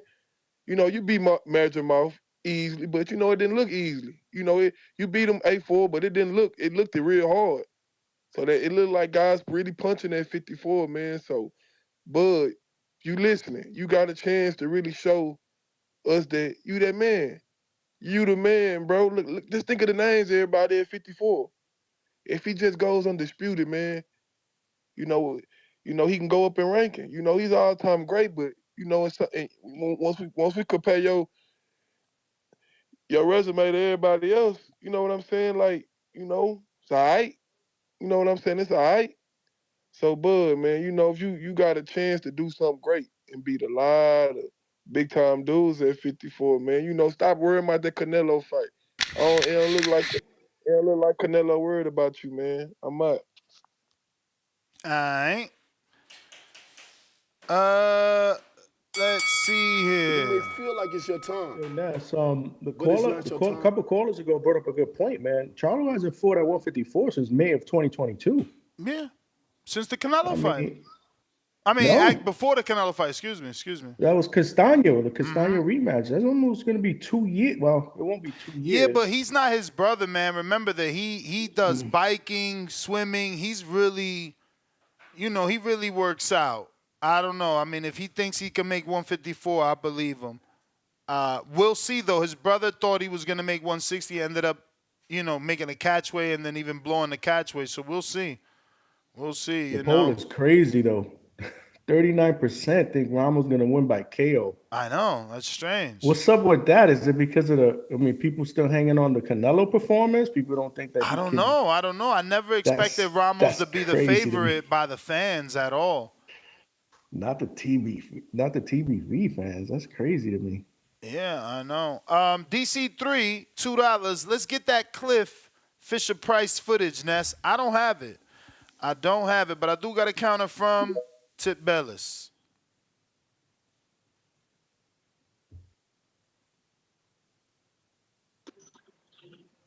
Lord have mercy. I had to double back, man. I had to double back. Because you thought you was slick when you got this off, man. You tried to throw in Jorge Cota name. And the audience probably don't even notice. Jorge Cota was before he fought Jermell. Bro, it don't matter. Dog. I said, how many eliminators has Erikson Lubin fought? Nah, man. What you mean, it nah? Don't matter. He got one career and fought 7 eliminators, and you want to ignore it? No. So the point you was trying to make debate it all you want, man. No. The point I made is that no boxer has fought that many eliminators. Does he have to fight before he gets another shot, man? And look, and what's wrong with that, bro? Al is keeping him in position to fight for a title. Mm-hmm. Just fighting in title eliminators. Fighting 30 and eliminators. You can't say, okay, and you just said to the audience that that unifications trump mandatories, right? Right? You just said that, right? Yep. Oh, okay, so what's the problem with that he had to fight all these title eliminators? Because he deserved an interim. He deserved an interim like they gave Fundora, remember? But again, got done foul with Al. Got done foul with Al. And he fought. Hold on. Did he fight for the interim? Yes or no? I don't remember. You tell us. I can't help you make your case. So the Fundora. So you don't remember. I can't help you make your case. This is your call. Fundora didn't have an interim. I don't know. You tell me. This is your call. Fundora didn't have an answer. Is this a question? Is it rhetorical? Okay. Help me. We gonna sit here and act like in the year 2021, Sebastian Fundora did not have the WBC interim. This is what we gonna do, or 2022, whatever year it was. We gonna sit here and act like Sebastian Fundora didn't have the interim. Okay, man. Damn, so he fought for the interim and 7 eliminators. That's crazy. Yo, okay, he got one title shot, one eliminator. I mean, one title shot, one interim shot, and 7 eliminated. That's got to be a record. There ain't nothing wrong with it. It's nothing wrong with that. Hey, yo, do you think Xander Zayas, at the same division, you think he going to have that many eliminators to get a WBO shot with Top Rank? The answer is no. Who knows, bro? No, the answer is no. The answer is no. The answer is no. Bro, Xander Zayas probably won't even be fighting for a title anytime soon. They're going to babysit him like Oscar babysitting Virgil. So let's stop the cap here, man. Sound like some hate. Lubin was in that fire early.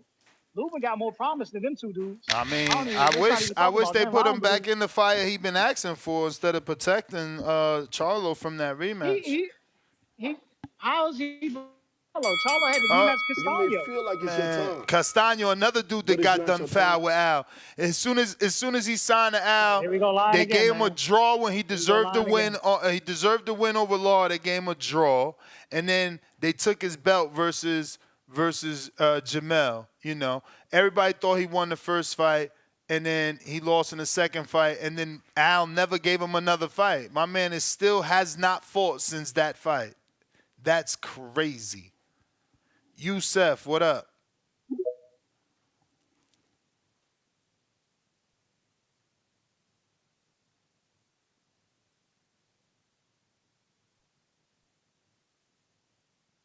Youssef.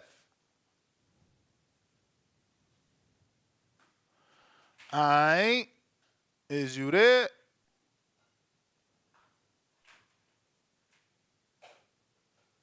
No, Youssef. Well, last call for callers. Hangout spot. Let me get your final thoughts, man.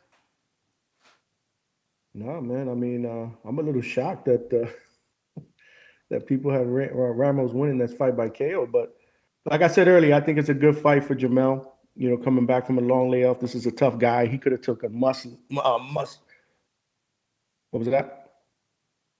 My bad. Refreshing the browser. A much lesser challenge. You know, he's stepping right into the fire. I fully expect him to win this fight by decision and then obviously get him back up in there in the big boys. But him moving back down in the layoff, I don't know.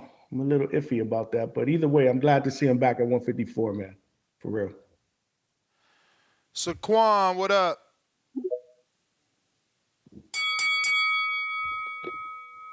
Bro, I can't even take you right now, Ness. You're making my blood boil, bro. How Castano got the belt taken away? He got knocked out in the second fight against Charlo. Like, what did Al have to do with him getting knocked out? Like, what are you talking about? My dude, did he get another fight after that? You don't know if it's not up to him to fight, bro. Maybe he don't want to fight, bro. Did he get another fight after that? That's not up to Al to determine. Okay. So you tell so then Ness, you telling me? Hey, Saquon, how long has it been? Why don't you tell the audience? I went to that fight. It's been like 2 years since Castillo fought again. So let me ask you, so Ness, so Ness, Ness, you're saying that Al has control of the judges now too? That he's instructing the judges to take belts away from I'm saying people? exactly what I said. I'm saying exactly what I said. I know what you said, bro. Castano got done foul with Al. Yo, you keep saying everybody got foul, is done foul with Al. I don't hear nobody complaining about money when it comes to Al. Nobody saying Al took their bread. Nobody saying nothing like that. Why are you talking about money to change the subject? Because it's prize fighting, no, bro. That's what it all boils down to. You changing the subject. You changing the subject. I'm not changing on something. You keep bringing up Xander. Xander would not. This Top Rank doesn't have fighters for Xander to get title shots with. So what are you talking about, bro? How is this all coming back to Al? Like Al is controlling judges. Al is making Castano get knocked out. Al is stopping Lubin.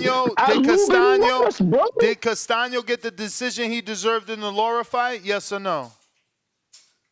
The answer is no. He beat Laura, so he obviously did, yeah. Okay, so if he beat Laura, why didn't he get the win and he got a draw? You see? You see? Because that's what the judge. You telling me that Al instructed the judges to give a draw? You sound crazy, bro. So then we put him in a unification. No, answer that question. So then we put him in a unification, and he gets another draw. Bro, are you saying that Al Heyman? Right. No, just answer it. No, you keep skirting these questions, man. Can you please answer my question? So then the third fight, he loses his belt. He loses his belt finally, and then Al never talks to him again. So, Ness, I'm asking a question. Are you saying that Al Heyman instructed the judges Did I ever say to give a draw to Castano? Did I ever say that? I'm asking you. Is that what you basically are saying? Why do you need to ask something that I never said? Al gave him a draw. I gotta go, Saquon, but you shouldn't ask things that I didn't say. You should talk about the things that I did say. You ain't answering one question. Talk about the things that I did say, like that man signing to Al, beating Laura, getting a draw. That man being still with Al, gets the Charlo fight. People thought he beat Charlo. He got a draw. He gives the rematch. He loses, and we never hear from him again. Come on, bro. It's called getting done foul with Al. You got to just let it go and keep it real, man. But that is everybody. NesGTO, Instagram, and Twitter. Catch me on the next one. Yo, Hangout Spot, where can they find you? At the Hangout Spot DA, the Hangout Spot on YouTube and IG. Check me out. Live fight coverage, interviews. Florida correspondent for the Boxing Voice. Make sure y'all show me some love, man. Appreciate the platform, champ. Let's go. Peace.